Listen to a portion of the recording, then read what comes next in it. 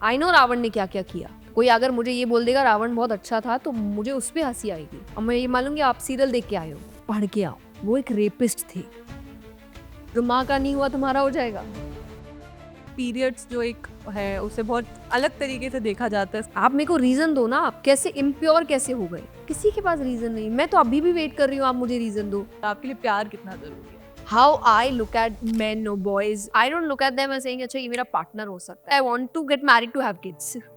The main reason is kid. What I feel is कि ये इंसान मेरे बच्चे के लिए ठीक होगा कि मैंने जब गीता पढ़ी थी, मेरा रिएक्शन था ये कोई आज के टाइम पे रिलेटेबल किताब नहीं है।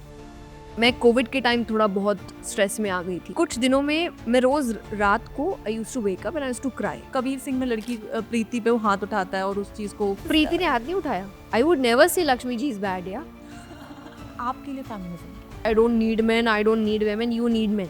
अपने शब्दों पर काबू रखिए, अपने शब्दों में दया रखिए, क्योंकि आपके घर का नौकर अपने घर का मालिक है।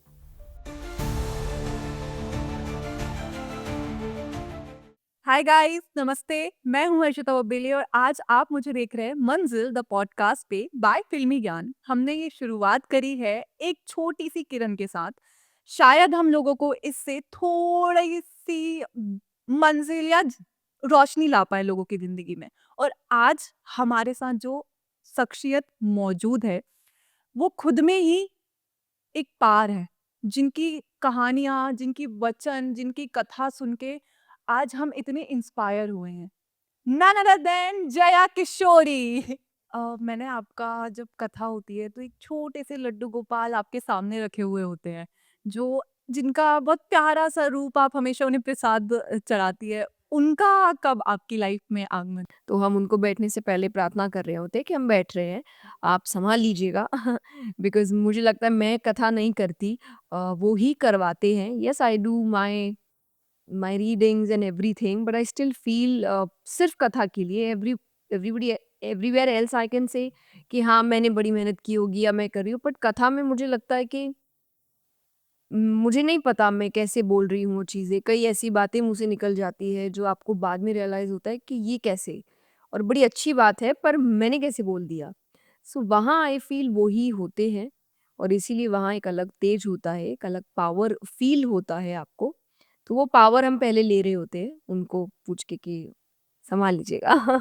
जब आप आपने जैसे कहा कि कभी-कभार पता भी नहीं होता कि आप क्या बोल रहे हैं, तो कभी आपने वो पार फ़ील किया है कि लाइक अचानक से चीज़ें ऐसे हो रही है कि आपको लग रहा है ये मैं नहीं, ये डायरेक्ट भगवान जी ही करवा रहे हैं? एग्जैक्टली जब आप कभी कथाएं बाद में देखते हो, और कई ऐसी बातें, क्योंकि half of the time you know what you are saying, क्योंकि कथा चेंज नहीं हो सकती। हाँ I can do the additions, पर एंड ऑफ द डे तो रावण को राम जी ही मारेंगे। तो कथा तो वही रहेगी जो कथा है, चाहे कहीं भी हम जा रहे हैं हमें कथा तो वही करनी पड़ेगी, but we keep adding new things. हम अच्छी बातें सिखाते रहते हैं, अच्छी कहानियां ऐड करते रहते हैं।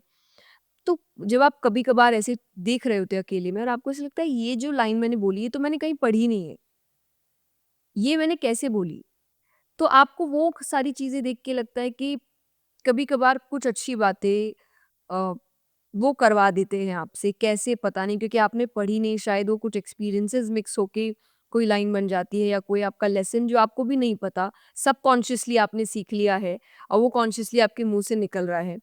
तो ये सब बातें देखकर आपको फील होता है कि एक पावर है। एंड उसके अलावा आई आई कैन से मैंने कथाएं कई बार ऐसे ऐसी स्थितियों में की है जब मेरी तबीयत बहुत ख़राब है, या मैं मेंटली बहुत वीक महसूस कर रही हूँ, फिजिकली बहुत वीक महसूस कर रही हूँ, emotionally I am all drained out, और कथा में बैठने से पहले तक I am like I don't want to, I don't think I can, पर वहाँ बैठने के बाद कब 3 घंटे निकल जाते हैं आपको पता नहीं चलता है। सो कुछ तो पावर है उस जगह पर, और ये और कहीं नहीं होता। आई डू मोटिवेशनल सेशंस, ऐसा नहीं, उसके अलावा भी I have work, I have motivational sessions, I have my recordings, I have my personal coaching sessions, I do everything, but जो पावर मुझे वहाँ महसूस होता है वो मुझे और कहीं नहीं होता। वाओ!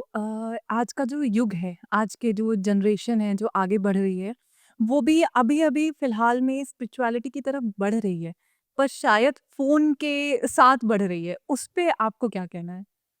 नहीं, कुछ देखिए कहना नहीं है, क्योंकि मैं उनको ये नहीं बोल सकती आप फ़ोन छोड़ दो, बिकॉज़ आज हम भी जो बातें करें वो फ़ोन पे ही देखेंगे। येस और नो? तो ऐसा नहीं है फ़ोन खराब है या टेक्नोलॉजी खराब है, you just should know how to use it. Spirituality का मतलब हर चीज़ छोड़ना नहीं होता। स्पिरिचुअलिटी एक टूल है जो आपको बताता है दुनिया में जीना कैसे है। अगर आपको वो पता नहीं, for example you have a machine, you don't know how to use it, अब आप क्या करोगे उसके साथ? खराब ही करोगे उस मशीन को, टूट जाएगी, कुछ खराब हो जाएगा या आपका काम खराब हो जाएगा। But if you know how to use that machine, तो आप उसका इस्तेमाल ठीक से कर सकते हो। Spirituality is knowing how to use the machine. Machine is संसार। तो इसको यूज़ कैसे करना है, ये स्पिरिचुअलिटी आपको सिखाती है। कब रुकना है, कब चलना है, कब लेट गो कर देना है, कब you have to take a step और you have to take a stand, ये सब आपको स्पिरिचुअलिटी सिखाती है। What I feel is keep a balance. Technology भी एक बैलेंस्ड वे में अगर यूज़ की जा रही है, इट्स गुड। कि अगर आप फ़ोन यूज़ कर रहे हो, आप लैपटॉप है, आईपैड है और जो भी फ़ॉर्म की टेक्नोलॉजी है, पर उसके साथ-साथ उतना ही टाइम आप नेचर को भी दे रहे हो। आप फैमिली को दे रहे हो, आप लोगों को दे रहे हो। I feel really bad when I see people saying कि मेरी तो लोगों से नहीं बनती। तो आपकी लोगो जो आप इंसान हो, आपकी इंसानों से नहीं बन रही, तो कुछ तो दिक्कत है भई, हर इंसान में, आप में।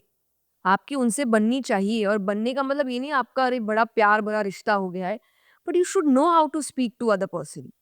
उससे बैठ के बात कर सको, फैमिली से बैठ के बात कर सको। जब ये सब नहीं हो रहा है मतलब कुछ अनबैलेंस्ड काम चल रहा है आपकी ज़िंदगी में।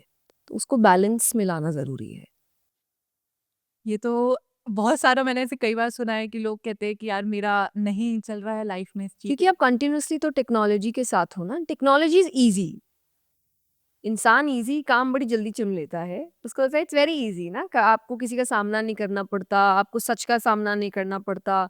आप अपने हिसाब for example you don't like a picture, you edit it अपने हिसाब से। अब रियल लाइफ़ में तो यू कांट डू दैट ना। तो इंसान रियलिटी से भाग रहा है।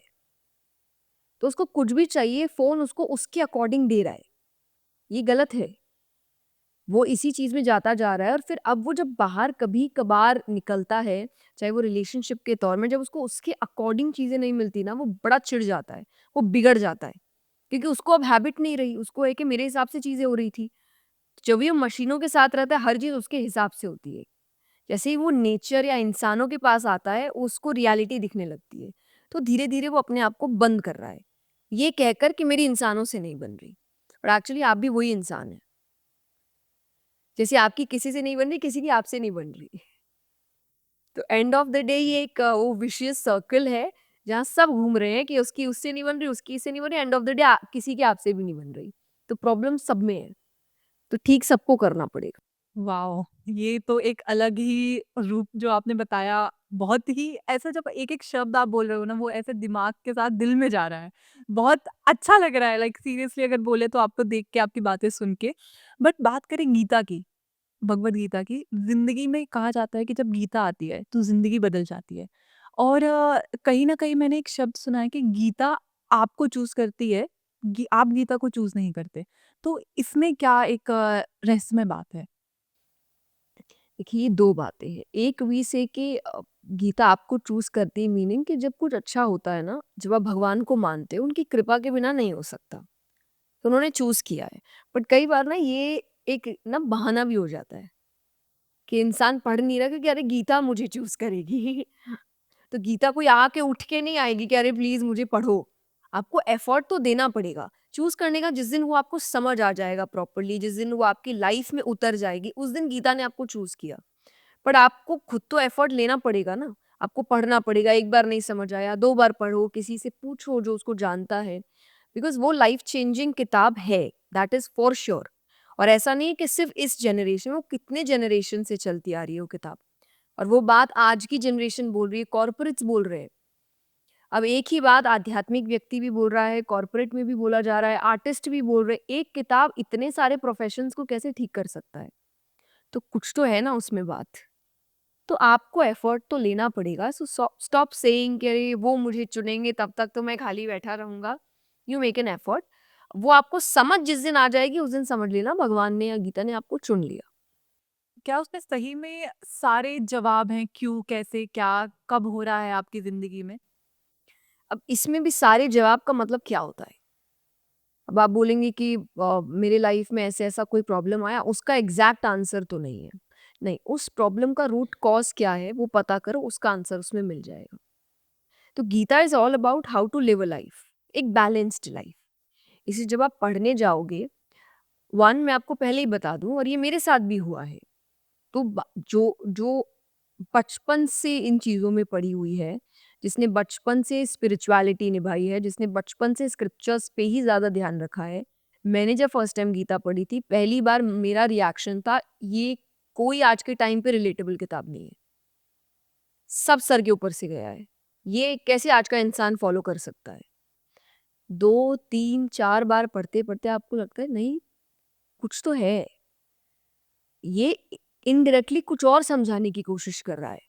तो आपको एक तो टाइम लगेगा और टाइम इसलिए भी लगेगा क्योंकि Gita is song of the lord, भगवान के शब्द है।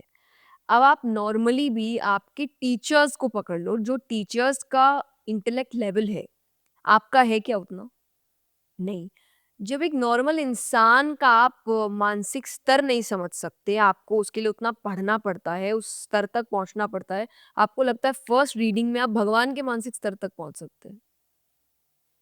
और भगवान तो बहुत बड़ी चीज़, मैं नॉर्मल शास्त्रों के लिए भी कहती हूँ कि आज वेदव्यास जी जो रचयिता है सबके, वो जो बोलना चाह रहे हैं, आपको लग रहा है आप एक सिटिंग में समझ लोगे? उन्होंने पूरी ज़िंदगी लगा दी, इतना ज्ञान प्राप्त किया, वो खुद भगवान का एक अवतार है और आपको लग रहा है वो क्या बोलना चाह रहे थे, आप एक बार किताब खोलेंगे, आपको सब समझ में आ जाएगा। इतने हम इंटेलिजेंट होते तो हमारी लाइफ़ ऐसी नहीं चल रही होती ना। हमको ये नहीं पता हमको कल क्या करना है ठीक से, हम खुद इतने कन्फ्यूज़्ड है हर जगह और कन्फ्यूज़न ही स्टार्टिंग है गीता जी की। If you see Arjun was confused और कंफ्यूज्ड भी एक ऐसी सिचुएशन में जो सिचुएशन के कुछ चीजें ही नहीं है। नॉट दैट उसने पहले युद्ध नहीं किया था, युद्ध तो उसने किया ही था, आज परिवार से करना था। ये उसके लिए बहुत चैलेंजिंग था। लड़ाई तो बहुत अच्छा करता था, उसने बड़े बड़े राजाओं से लड़ाई की और जीता है, पर आज उसको उनको मारना है जिनके साथ वो खेला है। उसके कजिन्स है, सामने उसके भीष्म पितामह है, सबसे फेवरेट। आज उसको उसको मारना है। एक टाइम आएगा युद्ध में जब उसको पता चलेगा कि मुझे इनको मार देना है। तो उसको लग रहा है इससे अच्छा तो मैं ही सब छोड़ दूँ। मैं घर छोड़ के चला जाता हूँ। मैं जंगल चला जाता हूँ। मुझे ऐसा राजा ही नहीं बनना जिसमें मेरा परिवार के ऊपर बैठ के मैंने जीत हासिल की है। तब भगवान उसको सिखा रहे होते हैं कि यहाँ पे राइट क्या, रॉन्ग क्या है। तो आपकी लाइफ में अधिकतर चीज़ें कन्फ्यूजन में है। आपके करियर, आपके रिलेशनशिप, आपकी फैमिली इश्यूज, आपके खुद के थॉट्स, सबको लेके हम कंफ्यूज्ड है। तब वो कंफ्यूजन गीता जी दूर करती है। तो just take some time, 2 to 3 readings and you will understand कि वो इतनी सही बातें समझा रही है आपको जो सबको समझ आता है। अभी दिल टूटता है तब समझ आता है ना, प्यार सच्चा नहीं है। तो हमारी आदत है ठोकरें लगने के बाद हमको थोड़ी बुद्धि आती है। बट आई थिंक अगर आप समझदार होंगे तो उससे पहले आप गीता जी समझ जाएंगे। स्पीचलेस हूँ, बट माया असल में क्या है? एक तो सांसारिक लाइफ जीते हुए माया सब कुछ है। अगर बोला जाए सब कुछ, एवरीथिंग हियर इज माया। माया का एक मतलब है इल्यूजन। इल्यूजन इज जो सच नहीं है, that is Maya. Nothing is truth, permanent कुछ भी नहीं है, हम भी नहीं है। मैं आज यहाँ बैठी हूँ, कल नहीं बैठूंगी, कल कोई और बैठेगा और एक दिन होगा जब मैं दुनिया में भी नहीं रहूंगी और उसके कुछ साल बाद कोई मुझे याद भी नहीं रखेगा। आप बाहर तो छोड़ो, मेरे ही जो वंशज होंगे वो भी मुझे याद नहीं रखेंगे। एक दादी को याद रखेगा, परदादी तक को याद रखेगा, पर दादी किसकी कौन थी किसी को नहीं पता। तो इतना तो मेरी ही जनरेशन मुझे याद नहीं रखेगी, तो संसार तो क्या ही मुझे याद रखेगा। सो एवरीथिंग इज माया। माया भगवान ने ही बनाई है। भगवान एक वैसे टीचर है जो आपको बता भी रहे कि ये सब कुछ नहीं है, फिर भी ये सब बना के रखा है कि पहुंचना मेरे पास है। So you have these hurdles कि संसार जीना पड़ेगा मुझ तक पहुंचने के लिए। पर जब मेरे पास पहुंचोगे तो इन हर्डल्स के थ्रू तुम्हें समझ आ जाएगा कि एंड ऑफ द डे मैं ही सच हूँ। तो मैं प्रेशराइज नहीं करूंगा तुमको ये बताने के लिए कि मैं सच हूँ, तुम खुद समझो कि मैं सच हूँ। तो ये माया पूरी जिंदगी है। आई ऑलवेज से दिस कि आप जियो सब कुछ, knowing that nothing is permanent. I live a life like that. So मेरा डिटैचमेंट पावर इज ऐसा कि जब मुझे लगेगा कि नहीं भाई नहीं चल रहा तो नहीं चल रहा तो नहीं चल रहा, खत्म। काम नहीं चल रहा, कोई बात नहीं, कितने दिन तक रोएंगे? क्योंकि हम रोए थे क्लास 10 में, मार्क्स अच्छे नहीं आए, क्या फर्क पड़ रहा है? बैठ के सबको बात सिखा रहे हैं। सो आपको पता होता है कि आई थिंक 4-5 इयर्स बाद ये बात मायने भी नहीं रखेगी मेरे लिए, पर उस बात पे हम इतने दिन, इतना समय, इतना महीना वेस्ट कर रहे होते हैं, अपना प्रेशियस टाइम वेस्ट कर रहे होते हैं, अपने इमोशंस वेस्ट कर रहे होते हैं, ये सोच के कि ये परमानेंट था। परमानेंट तो आप ही नहीं है। किसी रिश्ता को क्या परमानेंट, कल आपको क्या हो जाए आपको नहीं पता। तो इतना पागल किसी चीज़ में नहीं होना है। आप एन्जॉय करो, प्रेज़ेंट में आपके पास है, अच्छे से उस चीज़ को एन्जॉय करो। चाहे वो मनी है, चाहे वो सिचुएशन है, चाहे वो फैमिली है, चाहे वो आपका काम है, रिलेशनशिप है, जो है एन्जॉय करो। आगे होगा, नहीं होगा, ये आप डिसाइड करने वाले नहीं हो। तो उसको सोच के आज का टाइम खराब करना इससे बड़ा लॉस और कुछ नहीं है। वरना पता चला, मेरे पापा ने मुझे बात बोला था, तो मैं कोविड के टाइम थोड़ा बहुत स्ट्रेस में आ गई थी, जब आपको सब न्यूज़ सुनने को मिल रही है कि यहाँ किसी को कुछ आ गया एंड आपके पेरेंट्स बूढ़े हो रहे हैं। अब वो एज है हम कि हम पेरेंट्स को देख रहे हैं बूढ़े होते हुए, रिंकल्स आते हुए, कभी-कभी उनको नहीं दिख रहा है तो चश्मा माँग रहे हो, दूर से देख रहे होते हैं फ़ोन को दूर रख के। तो you are seeing that every day. और फिर वैसा समय जहाँ आपको कोई ना कोई न्यूज़ कंटिन्यूअसली सुनने को मिल रहा है, आप डर जाते हो। मैं बहुत डर गई थी। तो कुछ दिनों में मैं रोज़ रात को आधी रात I used to wake up and I used to cry, और मैं मम्मी-पापा के रूम में चली जाती थी एंड लाइक मुझे डर लग रहा है कि कुछ हो ना जाए, कुछ हो ना जाए। एंड मेरे पापा ने बड़े हँसते हुए बोला कि अभी तो ज़िंदा हैं, अभी तो मत रो, जब कुछ होगा तब तो रोना ही है। अभी तो हँस के रहो हमारे साथ, अभी तो हम हैं। एंड वो इतना हिट किया मुझे कि सच में ये पूरा टाइम जब मैं सिर्फ रात को आके रो रही हूँ उनके पास, मैं उनको भी परेशान कर रही हूँ, मैं उनको भी स्ट्रेस में डाल रही हूँ। क्या पता वो सोच भी नहीं रहे होंगे, ये मेरी वजह से वो और सोचने लग जाएँगे। बट अभी तो वो है। ये टाइम मैं हँस सकती हूँ, मैं चीज़ें देख सकती हूँ। तो हमने उस दिन से किया कि हम एक साथ खाना खाएँगे, हमने सारे वेब सीरीज़ कोविड में देख डाले और हम चारों एक साथ ही देखते थे। कोई भी अकेले कुछ नहीं देखेगा। जो भी देखना है फैमिली साथ में बैठ के देखेगी। सो हमने फैमिली के साथ बड़ा समय बिताया, ये सोच के कि ठीक है, क्या होगा आगे नहीं होगा ये बाद में देखेंगे। अभी अपना ध्यान रखते हैं और जितना टाइम हमारे पास है उसको एन्जॉय करते हैं। पर ये लाइफ़ होनी चाहिए कि आगे क्या होगा मुझे नहीं पता। आगे आप मुझे बुलाओगे, नहीं बुलाओगे मुझे नहीं पता। आज मुझे बुलाया है, मेरे लिए ये एन्जॉयमेंट है। So I will do this podcast जैसे मेरी ज़िंदगी का सबसे बेस्ट पॉडकास्ट है। This is how you should live your life. Then you make memories and not regrets कि अरे ये क्यों हुआ, अरे जो भी हुआ मैंने तो मजे लिए थे। जैसे कि आपने बोला कोविड के समय पे आपने भी सोचना चालू किया।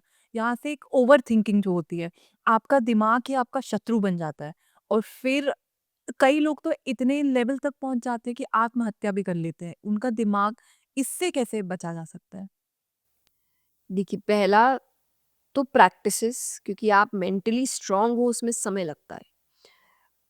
पर प्रैक्टिसेस क्या है, जैसे हमारे बुजुर्ग हमसे कहते थे, खाली दिमाग शैतान का घर। कि जब इंसान दुखी हो ना, उसको खाली नहीं बैठना चाहिए, उसको कुछ ना कुछ करते रहना चाहिए। क्योंकि वो जब खाली बैठा है वो सोचना शुरू करता है, और वो कुछ भी सोचता है। वो ऐसी ऐसी बातें सोचेगा जिसका रियलिटी से कोई लेना देना नहीं है, कोई भी लेना देना। तो आपको समझना है कि जब भी आपको लग रहा है कि नहीं मेरा मूड ठीक नहीं है, आई एम नॉट सेइंग आप किसी से मिलो जाके, कई बार मिलने का मन नहीं होता। Do anything, watch something, painting करने लग जाओ। अगर आपको लग रहा है मन, आई नो मन नहीं है, बट जो नहीं करोगे वो होगा ना, वो ज़्यादा खराब करेगा आपको।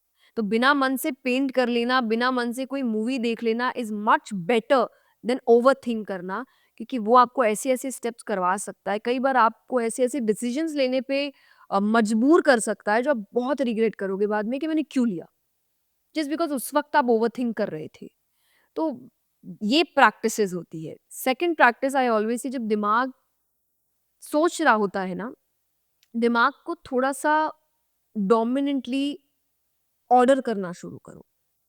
This is what I do. तो जब मैं कुछ बहुत सोचा, लाइक स्टॉप, कुछ और सोचना है, और दिमाग 1-2 बार टाइम लेता है, पर फिर वो कुछ और सोचेगा। क्योंकि दिमाग, मन, दिल सब कुछ आपके बोलने पे चलता है। आप जो बोल रहे होते हैं ना, फिर वो बोलता है okay I will make ways for that. ये उससे मेरी ज़िंदगी बर्बाद हो गई, इसलिए I will make ways for that. It's like अरे मेरा दुःख खत्म ही नहीं हो रहा, like okay I will make ways for that.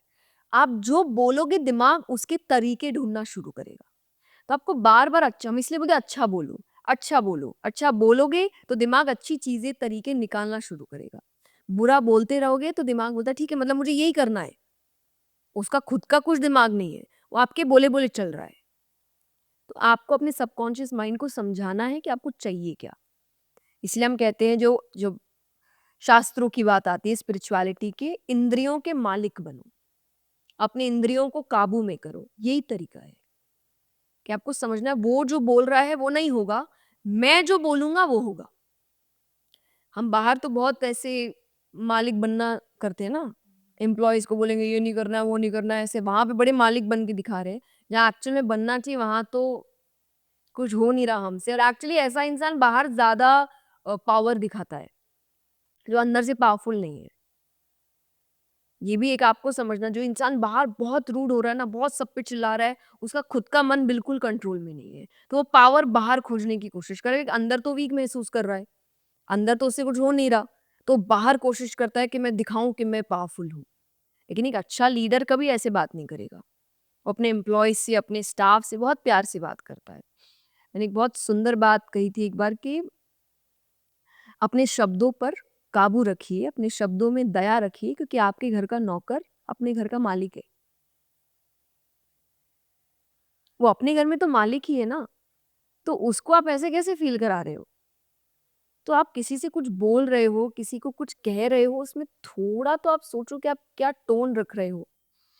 एक फ़र्मली बात को कहना होता है, एक रूडली बात को कहना होता है। और कई लोग रूडली को कहने को इतना अच्छा मानते हैं कि अरे हम तो बड़े स्ट्रेट फॉरवर्ड है। तो हम तो बड़ा बात एकदम सीधे मुँह कह देते हैं, हम तो सच बोलते, कड़वा लगता है। सच बोलने की हिम्मत है तो सच सुनने की भी हिम्मत रखो। जो वापसी आपको कहेगा और सच ही कहेगा, क्योंकि आप भी कोई परफेक्ट नहीं है। तो अगर आप ये कह रहे हैं कि मैं सच बोलता हूँ, मैं कड़वा बोलता हूँ, अगर सच बोलने की हिम्मत है, सच सुनने की भी हिम्मत रखिए। जब कोई और आपसे सच बोलेगा, तब गुस्सा मत हो जाइएगा। कैसे-कैसे बोल दिया मुझे, क्योंकि आप भी वही करते हैं। तो आई थिंक ये कुछ चीज़ें हैं जो आपको ये नेगेटिव फीलिंग से दूर रख सकती है। ये जो नेगेटिव थॉट्स होते हैं, मैंने खुद अपने दोस्तों को ये देखा है कि ये सारी चीज़ों से बचने के लिए वो स्मोक, अल्कोहल और इन सब चीज़ों की तरफ बढ़ते हैं।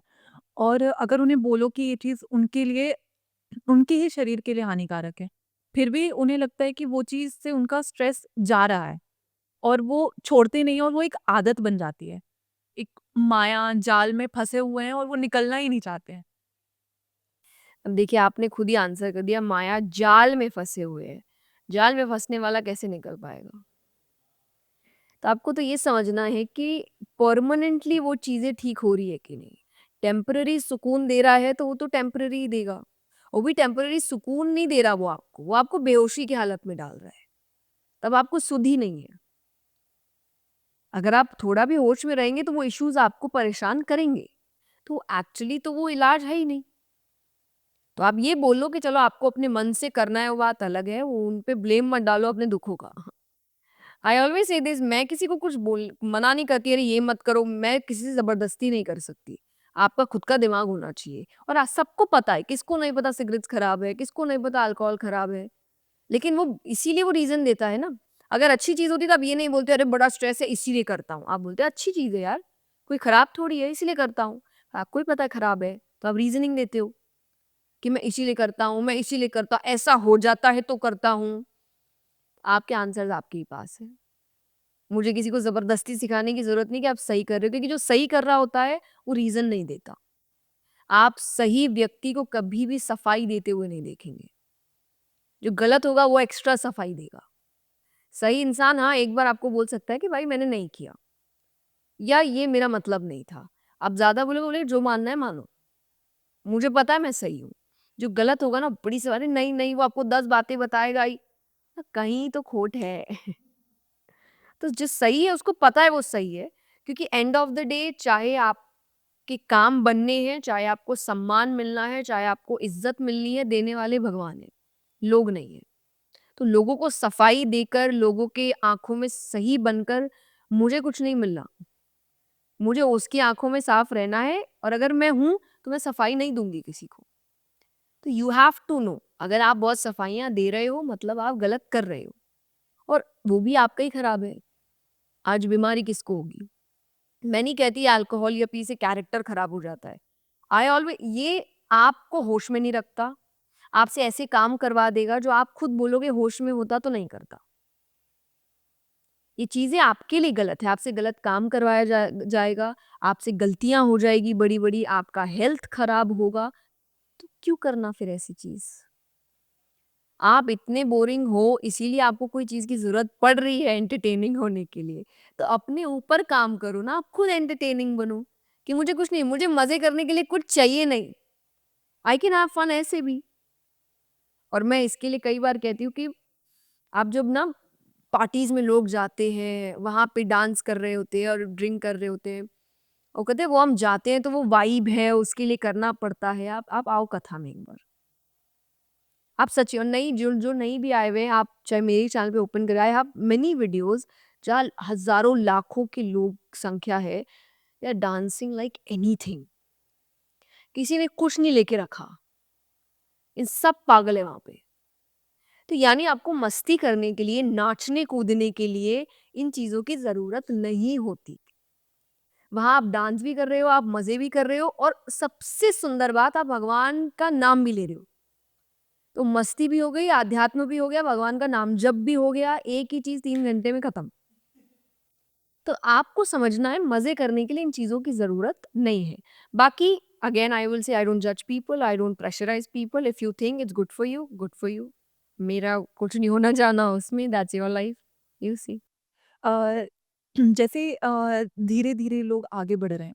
स्पिरिचुअलिटी के साथ कई बार ऐसा कहा जाता है जो लोग स्पिरिचुअल होते हैं वो इस मायावी दुनिया में ग्रो नहीं कर पाते हैं या उनको पैसे से क्या मोह और उनके लिए पैसे नहीं, उन्हें तो सिर्फ स्पिरिचुअल लाइफ में बढ़ना है। तो ऐसा क्या सत्य है कि जो लोग स्पिरिचुअलिटी की तरफ बढ़ते हैं उन्हें ये सब नहीं देखना चाहिए? स्पिरिचुअलिटी और वैराग्य में अंतर होता है। आध्यात्मिक होना एक लाइफ़स्टाइल है, सबको होना चाहिए। आप यहाँ पे व्यापारी वर्ग है, कलाकार वर्ग है, कोई भी सेक्टर है, मेरे हिसाब से हर इंसान को आध्यात्मिक होना चाहिए। Only then you will understand the power of money. Money is very powerful और अगर आप सनातन धर्म की बात करते हैं, money is Lakshmi ji. I would never say Lakshmi ji is bad या if you are saying money is bad, कहीं न कहीं आप किसको बैड बोल रहे हो? I would never say that. Money is very good, money is power. Money से बहुत काम होता है और दुनिया में सबका हो रहा है। और देखिए जो इंसान सही तरीके से अर्न कर रहा है और सही तरीके से यूज़ कर रहा है, वो जानता है मनी का पावर।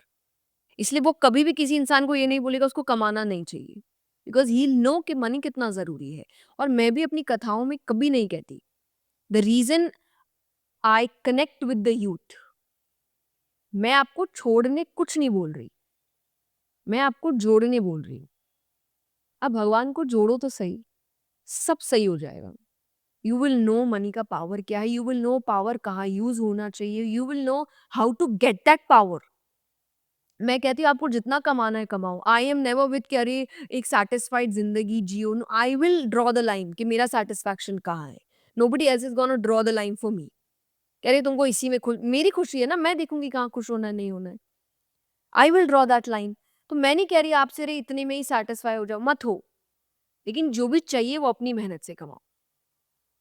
आप मेहनत करो, आप पढ़ाई करो, आप काम करो और उसके बाद आप अर्न करो, उसमें कुछ गलत नहीं है। और वो अर्न करने के बाद आपको उसका महत्व भी पता होगा। लेकिन जब शॉर्टकट से, गलत रास्तों से, गलत काम करके आप ये चीज़ें ग्रहण करते हो, 1 वो पैसा भी ज़्यादा समय तक नहीं रहता, 2 आने के बाद भी आपके अंदर एक सुकून नहीं रहता, आपको ऑल द टाइम डर लगा रहता है, कि जिसे कहा जाता है चोर अपनी परछाई से डरता है। ये चुरा तो करोड़ों लेगा लेकिन परछाई देख के कई बार डर जाएगा कि कोई पकड़ने तो नहीं आ गया। तो क्या फ़ायदा फिर ऐसे पैसे का या ऐसे पावर का कि आप डरे हुए ही रहो ज़िंदगी भर। So get money, get power but अच्छे रास्तों से और मिलेगा। ऐसा ईमानदार होने से कुछ गलत नहीं हो जाता, सबको मिलता है। लोग कई बार ईमानदारी और सीधेपन में भूल कर जाते हैं। तो आपको समझना है कि आपको ईमानदार बनना है, समझदार बनना है, जो अच्छा बनना है। आज समाज में हो चुका है ना कि मैं तो अच्छा हूँ, मुझे आप कुछ भी बोलो मैं तो अच्छा हूँ। नो, आप जैसे हो मैं वैसा हूँ। आप अगर मुझसे तमीज़ से बात करोगे, मैं आपको तमीज़ से बात करूँगा। अगर आप बेइज़्ज़ती से बात करोगे, हाँ, एग्ज़ैक्टली मैं आपसे बेइज़्ज़ती से बात नहीं करूँगा, मैं आपसे बात ही नहीं करूँगा। आप गाली दोगे तो आपको लगेगा अगर मैं गाली दूँ, मैं आपको बात ही नहीं करूँगा। This is how I show disrespect, कि आई फ़ील कि आप उस लायक भी नहीं हो कि मैं आपसे बात करूँ। This is how I show अब मैं नहीं कीचड़ में कोई लेट के लड़ रहा है तो मैं भी नीचे जाके लड़ाई करना शुरू करूँ। That is not how I have been raised up. So I will show कि मेरी नज़र में क्या डिसरिस्पेक्ट है। मेरे लिए डिसरिस्पेक्ट है that you are no more a part of my life. That's how I show that I don't like you. तो आपको समझना है समझदार इंसान कैसा होता है, आध्यात्मिक इंसान कैसा होता है, ईमानदार इंसान कैसा होता है। उसके पास सब कुछ होता है, उसके पास पावर है, मनी है, लग्जरी है, लेकिन that person knows how to use it and that person knows how to earn it. वही चीजें रहेगी। बाकी देखिए, I always say this, famous होना और सक्सेसफुल होने में फर्क होता है। एंड आप तो इंटरनेट के ज़माने के हो, I think the kind of work you guys are doing, you guys know it more perfectly than I do.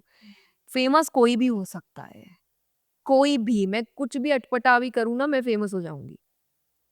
दुनिया का कोई भी इंसान कुछ ऐसा करे जो एकदम अटपटा है, एकदम अतरंगा हो जाए, जो कोई सोच भी नहीं सकता करने का, और उसमें कोई अच्छी बात नहीं है या बुरी बात नहीं है। हो सकता है कई बार कोई बात ही नहीं है, बट फेमस हो जाएगा इंसान। बट क्या आप उसको सक्सेसफुल बुलाएँगे? So focus on being successful rather than being famous. Her famous इंसान सक्सेसफुल नहीं है, बट मैक्सिमम सक्सेसफुल इंसान फेमस हो जाता है। तो अपना फोकस आप सक्सेस पे लगाइए। You you have to do good, अपनी लाइफ में अच्छा करना है। You have to get the power. Why you need the power? So that आप अच्छा चेंजेस ला सको। मैं एक बात हमेशा कहती हूँ, डोंट बी अ विक्टिम। अगर आपके साथ कुछ गलत हुआ तो सिर्फ बैठ के रो मत कि मेरे साथ गलत हो गया, गलत हो गया। मेक श्योर कि आप काम करो, मेहनत करो, फिर उस जगह पहुंचो ताकि आपके साथ जो हुआ वो और किसी के साथ ना हो। Make that change. अदरवाइज और फिर रोने से कोई चेंज नहीं आता। इंसान को उठना पड़ेगा, काम करना पड़ेगा।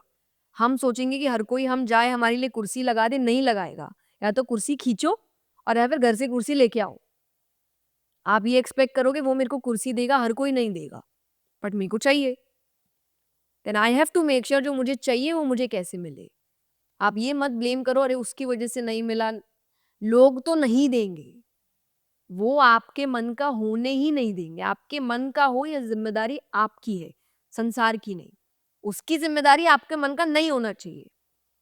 आपकी लड़ाई तो यहाँ चल रही है। तो आपको अगर कुछ चाहिए, make sure you get that. एक नारी की बात चल रही है, लक्ष्मी की बात हुई और हम 2 नारियाँ आज बैठे हुए हैं। आपके लिए अभी एक नया जो नारी शक्ति, फेमिनिज़्म वर्ड जो बहुत इस जनरेशन में चल रहा है, आपके लिए फेमिनिज़्म क्या है?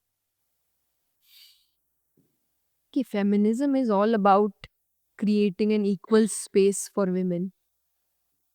हम see indirectly we can say it is all about equality, but not directly.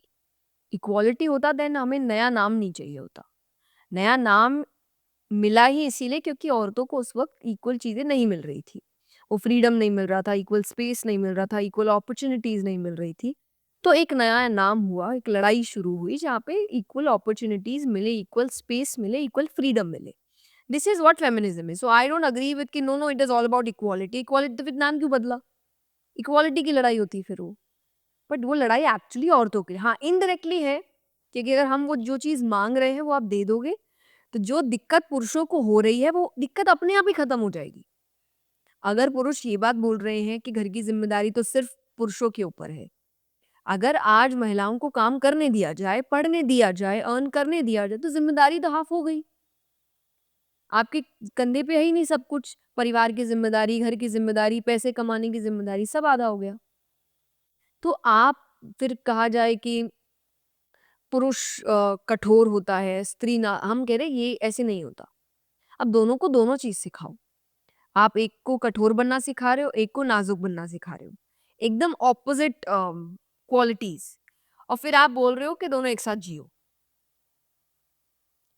सबसे ज्यादा प्रॉब्लम वाली बात जब पुरुष और स्त्री में होती है, स्त्री बोलती है फीलिंग्स ही नहीं है बंदे में, कुछ एक्सप्रेस ही नहीं करता। पुरुष बोलता है ओवर ड्रामेटिक है, ज्यादा ही एक्सप्रेस करती है। बट इनको तो पाला ही ऐसे जा रहा है, इसको पाला ही जा रहा है कुछ एक्सप्रेस नहीं करने के लिए, और इसको पाला ही जा रहा है कि भाई तुझे तो सभी एक्सप्रेस करना है, यू शुड क्राई। उसको बोला क्राई मतलब तो पाप हो गया उससे, और फिर आप दोनों को साथ डाल दे रहे हो, तो कैसे चलेगा कुछ भी। आपको दोनों को हाफ हाफ रखना पड़ेगा कि नहीं, जैसी सिचुएशन आए बेटा दोनों को दोनों चीजें करनी है। अगर स्त्री है, जब सेंसिटिव होने का सिचुएशन है, be sensitive, you should have emotions, दया होनी चाहिए, रोना आना चाहिए, फीलिंग्स होनी चाहिए। लेकिन जहां आपको लगे कि कोई आप पे हावी हो रहा है, तब कठोर होना पड़ेगा, स्ट्रांग बनना पड़ेगा, आवाज उठानी पड़ेगी। तब you can just cry and be like अरे मेरे को कोई बचाओ आके, ये नहीं कर सकते आप। वहीं पुरुषों के लिए भी कि हाँ, जब स्ट्रांग बनना है बनना पड़ेगा, जहाँ इमोशंस चाहिए वहाँ इमोशन दिखाने पड़ेंगे।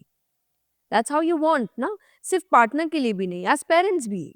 You would want your father, कई बार लोग बोलते हैं कि अरे मैं अपने पापा से गले ही नहीं मिला, क्यों नहीं मिला? उसके मन में शायद ये रिग्रेट था, शायद मिल लेता, शायद पापा थोड़े से और सॉफ्ट होते, शायद मेरे पापा से भी बड़ी अच्छी फ्रेंडशिप होती। ये रिग्रेट बच्चों के मन में है। तो पापा प्यार नहीं करते ऐसा तो नहीं है ना, ऑब्वियसली करते हैं, सबको पता है, बहुत करते हैं। आज उनकी वजह से शायद हम इस लाइफ को जी रहे हैं, बट थोड़ा शो कर देते। That's what you feel, not only as partners, as kids too. और ये सबके जो अगर हमारे पापा होंगे वो भी अपने पापा के लिए फील करते होंगे। तो थोड़ा अगर हम और चीजें सिखाए, तो ये शुरू यहाँ से हुआ, जो इनडायरेक्टली सबको फायदा देगा। पर धीरे धीरे, आई ऑलवेज से, शुरुआत हर चीज की बहुत अच्छी होती है, बीच वाले आगे काम खराब कर देते हैं। तो ये वर्ड खराब हो गया। इस वर्ड को इक्वालिटी की जगह कंपटीशन ने इसका नाम ले लिया, कि अब हम compete कर रहे हैं मर्दों के साथ। जब तक आप compete करते रहोगे, लड़ते रहोगे, तब तक इक्वल तो हो ही नहीं सकते ना। क्योंकि आज इक्वालिटी के लिए भी हमें पुरुषों की ज़रूरत है। पुरुषों को इमोशनली चीज़ों को समझने के लिए हमारी ज़रूरत है। कोई ना कोई स्पेस होगा जहाँ आप एक दूसरे को क्या कहते हैं, भरपूर करेंगे। You would be needing him for something, he would be needing you for something, और ये हम बिना किसी एहसान जताए करेंगे। नॉट दैट कि अरे तुझे आता नहीं इसलिए मैं कर रही हूँ, या वो बोले अरे तेरे से बस का नहीं इसलिए मैं नहीं। हम ये करेंगे because we need each other. अगर एक अच्छी लाइफ जीनी है, दो जेंडर्स को साथ में चलना पड़ेगा, that is what I feel. लेकिन आज जब कंपटीशन हो गया है ना, कि जब किसी लड़की के साथ कुछ गलत होता है, तो उस गलत को गलत बोलने की बजाय पुरुष खड़ा हो जाता है बोलने के लिए मेरे साथ भी तो गलत होता है। दूसरी चीज है वो, आप वो बाद में छोड़ो, आपके साथ क्या गलत है उस पर भी बात करेंगे हम, और वो सच है, जो होता है वो भी सच है। अभी जो हुआ है उस पर बात करते हैं ना। पुरुष के साथ कुछ गलत हुआ और महिला के लिए तो सभी महिलाएं गलत हो गई, महिलाएं खड़ी हो जाऊंगी तो मेरे साथ भी तो ये होता है। अरे तुम्हारे साथ होता है बाद में देखेंगे, अभी जो हुआ उस पर बात करते हैं ना। अभी जिस लड़की ने जो गलत किया उस लड़की को गलत बोलते हैं, इंस्टेड ऑफ झंडा उठा के ये बोलना कि नहीं नहीं सब लड़कियां गलत नहीं होती, या इतना हमें प्रेशराइज किया ना इसीलिए हम ऐसे निकल गए। फिर वो भी ये बात बोलेंगे, हमें इतना कठोर बनाए ना इसलिए हम ऐसे निकल गए। ये तो डिफेंड कर रहे हो ना आप गलत हरकतों को। तो ये पुरुष भी ना करे, स्त्री भी ना करे। तो हमने इस वर्ड को थोड़ा बिगाड़ दिया, हमने इसको कंपटीशन बना दिया, इसको हमने मेल बैशिंग बना दिया, मर्दों से नफरत करना बना दिया। कोई नफरत नहीं करता और करना नहीं चाहिए, क्योंकि जैसा मैंने कहा, दोनों को आगे बढ़ने के लिए दोनों की जरूरत होती है और होगी। कितना भी आप फनी बनने के लिए और कूल बनने के लिए बोल दीजिए I don't need man, I don't need women, you need man. और पुरुषों को भी स्त्रियों की जरूरत है। ये जो यहाँ पे विमेन विमेन करके, मेन मेन करके अपने घर में जाके मम्मियों से बात कर रहे होते हैं, और ये बेटियां पापा के पीछे पागल हो रही होती है, पापा पापा मेरे सब कुछ है। You need man, you need women. तो जबरदस्ती का ईगो घमंड लेके कहीं कुछ नहीं होना जाना। तो साथ में मिलके काम करो। यहाँ जो गलतियां हैं वो यहाँ वाले सुधारे, वहां जो गलतियां हैं वो वहां वाले सुधारे, और दोनों एक साथ काम करें। तभी आप एक इक्वल स्पेस क्रिएट कर पाओगे। अदरवाइज तो हर कोई एक दूसरे को बोलने में ही लगा रहेगा कि अरे तुम गलत और मैं गलत। I think that's how feminism word got the wrong definition, but शुरू तो देखो बड़े अच्छी चीज़ से हुआ था। I can never say it's a bad word, क्योंकि अगर ये शुरू नहीं होता तो शायद मैं यहाँ नहीं बैठी होती। मुझे बोलने की हिम्मत नहीं मिलती, मुझे बोलने का राइट भी नहीं मिलता, हिम्मत तो दूसरी बात है। बिकॉज़ हम ऐसी सिचुएशन में थे एक वक़्त पे। तो आज अगर मुझे ये ताकत मिली है, तो आई डोंट थिंक मुझे इस वर्ड को एक खराब तरीके से देखना चाहिए। जिन्होंने इस वर्ड को खराब किया है, मैं उनको खराब तरीके से देखती हूँ, इस वर्ड को नहीं। जिन्होंने इस वर्ड को गलत बना दिया सिर्फ़ अपनी नफ़रत को पूरा करने के लिए, या उनके साथ अगर कुछ चीज़ें हुई है तो उस चीज़ में सबको गलत ठहराने के लिए। आई एम नॉट दैट। नारी शक्ति के आगे अगर देखा जाए तो मैंने पर्सनली मैं बॉम्बे से नहीं हूँ, मैं भी एक गाँव से आई हूँ यहाँ पे। पर्सनली वॉयलेंस काफ़ी देखा है महिलाओं के प्रति, और समय के साथ चीज़ें बदलने का ये एक वाक्य चलता है कि हाँ, समय के साथ चीज़ें बदलती हैं। पर आज भी अगर आप कोई रिश्ता देखोगे, वो प्यार वाला, वो प्यार के नाम दे देते हैं कि यार वो प्यार करता है, तो भी उसने एक थप्पड़ मार दिया या हाथ उठा लिया। और लड़कियाँ ही उस चीज़ को हाइड करने की कोशिश करती हैं, लड़के हीट ऑफ द मोमेंट हाथ उठा देते हैं, फिर चेंज हो जाते हैं। तो क्या ये चीज़ सही है, और अभी भी ये बदलाव क्यों लड़कियाँ क्यों नहीं समझ पा रही हैं कि ये चीज़ गलत है? बहुत मिक्स्ड अप है, बहुत इतना ईज़ी नहीं है ये सब। गलत है, we know that. Half of the time लड़कियाँ पैरों पे ही खड़ी नहीं हैं। उनको भी पता है कि हमारे पास कोई ऑप्शन है ही नहीं ना। हम करेंगे क्या? हम जाएँगे कहाँ? कौन ध्यान रखेगा? तो यू नीड टू अंडरस्टैंड कि ये इतना ईज़ी नहीं है कि वील जस्ट से कि अरे मैं आज इस पोज़ीशन पे हूँ कि मैं इतनी बड़ी बात कर दूँ कि अरे जस्ट लीव इट। तो मेरे लिए ईज़ी है बोलना, हर किसी के लिए नहीं है। जब हम कोई भी चीज़ की बात करते हैं कि तुम ये कर लो, ऐसा कर लो, ऐसी लाइफ़ जी लो, यू शुड अंडरस्टैंड आपको हर क्षेत्र के लोग सुन रहे हैं। आपको शायद एक छोटे से गाँव में जहाँ कुछ घर भी नहीं है और जहाँ टीवी भी ठीक से नहीं पहुँची, शायद वहाँ की लड़की भी आपको सुन रही है और वो आपके बहकावे में आके बहुत कुछ कर देगी। लेकिन उसका माहौल वैसा नहीं है। मैं तो अपने माहौल के अकॉर्डिंग बात कर रही हूँ। अच्छा you do that, I am independent. कल को मैं बोल सकती हूँ कि अरे जा मुझे कोई मतलब नहीं है। क्यों मतलब नहीं है? Because I am independent. मैं अपना पेट भर सकती हूँ, मैं अपना घर चला सकती हूँ, मैं अपने परिवार को चला सकती हूँ। हर महिला ये नहीं कर सकती। तो पहला तो ये इतना मतलब पिछड़ा हुआ है कि पहला महिलाओं की तरफ से कि उनके माता-पिता बच्चों को पढ़ाए, उनके माता-पिता बच्चियों को सिखाए सही क्या है, गलत क्या है, कि वो बच्ची भी समझे। कई में तो बच्चियों को पता ही नहीं कि गलत है, उनके लिए नॉर्मल है। महिला कहती है, हम कई गाँव में जाते हैं काम पे, तो महिला कह रही होती है कि अरे! अब वो बोलती है इतना, वो इतना बोलेगी तो मार खाएगी ना, और ये महिला बोल रही है। चाहे उसकी दादी होगी, चाहे उसकी दादी सास। अब वो जो बहू आई, अब वो क्या सोचेगी कि पुरुष गलत हो सकता है, कि पुरुष ने मुझे कहा, पर जो बोल रही है वो तो महिला ही है। तो मतलब सही है, कि मतलब इट्स नॉर्मल। मार खाना, किसी का मारना शायद गलत नहीं है। पहले तो ये सिखाना ही रूट कॉज़ कि गलत है। फिर पुरुषों के साइड भी, आज पुरुष कई हीट ऑफ द मोमेंट, ये तो बहुत दूर की बात है, शादी करने के बाद उसने कहा, वो बचपन में भी कुछ ऐसी हरकतें करता है। अरे वो तो लड़का है, अरे लड़के को तो गुस्सा आ ही जाता है। अब वो छोटा-सा 5 साल का लड़का आपके घर में ये बात सुन रहा है। उसको आप क्या बोल रहे हो बड़े होके उसने गलत किया, वो पला ही वैसे है। इसलिए उसको आज अटपटा लग रहा है कि अरे लड़कियाँ अजीब क्यों हो गई है। मेरी माँ को तो कोई प्रॉब्लम नहीं था। माँ को चुपचाप कमरे में ले जाके पूछो कि मम्मी आपको कैसा लगता था? जब पापा आपको ऐसा बोलते थे, आपको क्या फ़ील होता था? अगर वो स्माइल करके बोल दी ना कि अरे बेटा मुझे कुछ प्रॉब्लम नहीं थी, मैं बोल दूँगी, वो ये आपको बोल सकती है कि बेटा ये तो होता है। पर वो ये नहीं बोलेगी कि बेटा ये सही है। तो एक बार आप जो चीज़ लड़कियों से नहीं समझ रहे ना, अपनी माँ से जाके पूछो, अपनी बहन से जाके पूछो कि उसको कैसा फ़ील होता है। तब वो चीज़ आप अपनी वाइफ़ के साथ कर सकते हो। कि आज अगर आपकी खुद की सगी बहन है और उसके पति ने उसको थप्पड़ मार दिया और वो रोते-रोते आपके घर आई है, आप क्या बोलोगे अपनी बहन को? या उसको रोते देख एकदम, चलो मैं ये भी बोलूँ आप बोल दोगे थोड़े देर 1-2 दिन बाद कि अरे कोई ना बहन, जब वो आई बस रोते-रोते, आपके मन में क्या फीलिंग आई थी उस वक़्त मेरे को ये बताना? कि आप क्या, अरे वाह! मेरे जीजा जी कितने अच्छे हैं, सो रिस्पेक्टफुल, मैं तो उनके पैर छूऊँ। एक बार मन में क्या आता है कि छोड़ूँ ना मैं, ये बॉडी ने दिखाया कि गलत था जो हुआ। तो मैं एक बात हमेशा कहती हूँ कि जो भी आप किसी और के साथ कर रहे हो, किसी और के घर की बेटी के साथ कर रहे हो, इस सोच के चलना अगर वो आपकी घर की बेटी के साथ हुआ तो आपको कैसा लगेगा?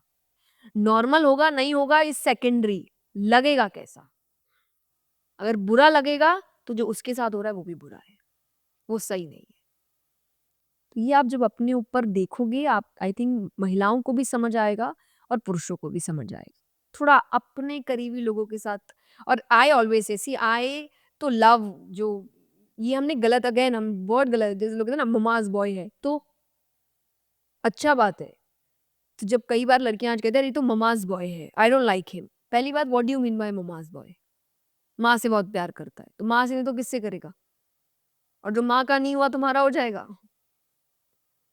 तो I don't feel bad I would love कि कोई ममाज बॉय बट आपको ये समझना है जब वो सही गलत का फर्क नहीं समझता, जब वो ये सोच ले कि अगर उसकी मदर कुछ गलत भी बोल रही है तो वो कहे वो गलत बोल सकती है, वो तो इंसान ही उसमें ममाज बॉय होने का क्या मतलब है? I am a father's girl, I love my father. मेरे मुंह में दिन भर पापा पापा पापा पापा नाम जपती रहती हूँ मैं, तो क्या मैं गलत हो गई? नो मुझे वो बॉन्ड है मेरे फादर के साथ, मैं दिन भर इसीलिए नाम जपती रहती हूँ, मैं दिन भर इसीलिए उनके पीछे पागल क्योंकि मेरा वो बॉन्ड है, उसका बॉन्ड है अपनी मदर के साथ। You need to understand that bond कि जैसा आपके आपके पेरेंट्स के साथ है, उसका उसके पेरेंट्स के साथ है। तो उस बात को ये बोल के हटा देना, अरे ये तो ममाज़ बॉय है, he is a red flag, you are a red flag. तो ये सब चीज़ मत करिए, जो अच्छी चीज़ उनको अच्छी रहने दीजिए। आप उसको ये समझाएँ कि प्यार करना अलग होता है, पर अगर मैं घर-बार छोड़कर आई हूँ, तो कई चीज़ों में मेरी बात को समझना इज़ अ डिफरेंट थिंग। देखिए, जब आप अच्छे टोन में कुछ समझाते हो ना, सब समझते हैं। ये बात आप अपने पेरेंट्स के लिए भी बोलते हो ना। हम पेरेंट्स से कहते हैं आप समझाओ, ऑर्डर मत करो। एक एज के बाद बच्चों को नहीं अच्छा लगता जब पेरेंट्स बोले ये कर, उनको बड़े रिबेल बन जाते हैं वो उस वक़्त कि अब तो नहीं करूँगा। यही चीज़ आपके रिलेशनशिप में भी तो है। तो आपको कुछ बुरा लगा कम्युनिकेट कि मुझे चीज़ बुरी लगी rather than blaming it happened because of your mother. उस समय आप समझ रहे हो कि माँ पे ब्लेम माँ-बाप होते हैं भई, उस उनकी जगह कोई नहीं ले सकता और किसी के लिए नहीं ले सकता। आज कई बार जैसा अगेन मैंने कहा महिलाएँ इंडिपेंडेंट नहीं थी इसलिए सुन लेती थी, उनके पेरेंट्स के बारे में। आज इंडिपेंडेंट है तो नहीं सुनेगी वो। मैं तो ना सुनूँ मेरे माँ-बाप के लिए कुछ एग्ज़ैक्टली पर हमारे पास ऑप्शन है। तो ये फीलिंग है आपको समझना है। उनके पास ऑप्शन था, इसलिए वो नहीं सुने कभी भी। हमारे पास नहीं था तो हम सुनते आए। अब हमारे पास है तो हम भी नहीं सुन रहे। आपको समझना है वो भी नहीं सुनेगा ना। जब आप पहला ही अपना जो कंप्लेन है वो ऐसा ब्लेम करते हुए लगाएँगे, तो वो प्रॉब्लम भूल जाता है। उसका सब कुछ हो गया कि अरे! मेरी माँ को इतना गलत बोला। यू हैव टू कम्युनिकेट कि मेरी प्रॉब्लम तेरी मम्मी से नहीं है या प्रॉब्लम पापा से नहीं है या प्रॉब्लम बुआ से नहीं, मेरी प्रॉब्लम है कि मैं जो बात कहना चाह रही हूँ वो समझ नहीं रहा है कोई। तू समझ और डिस्कस करते हैं। क्या पता हो सकता है मैं भी गलत हूँ उस फीलिंग को लेकर। क्या पता उसकी मॉम ने वैसा बोला ही ना हो या तुम्हारे फादर ने मैं ही फील कर रही हूँ, क्या पता बोला भी हो। तो डिस्कस करते हैं कि प्रॉब्लम क्या है रादर देन जस्ट सेइंग कि अच्छा this person is wrong because mama's boy है या कोई लड़के भी अगर बोल दे पापाज गर्ल है। ये लोग रेड फ्लैग होते हैं जो आपको ये बोले कि आपके परिवार के साथ आपका टच नहीं होना चाहिए बिकॉज व्हाट आई फील जो परिवार का सगा नहीं वो किसी का सगा नहीं।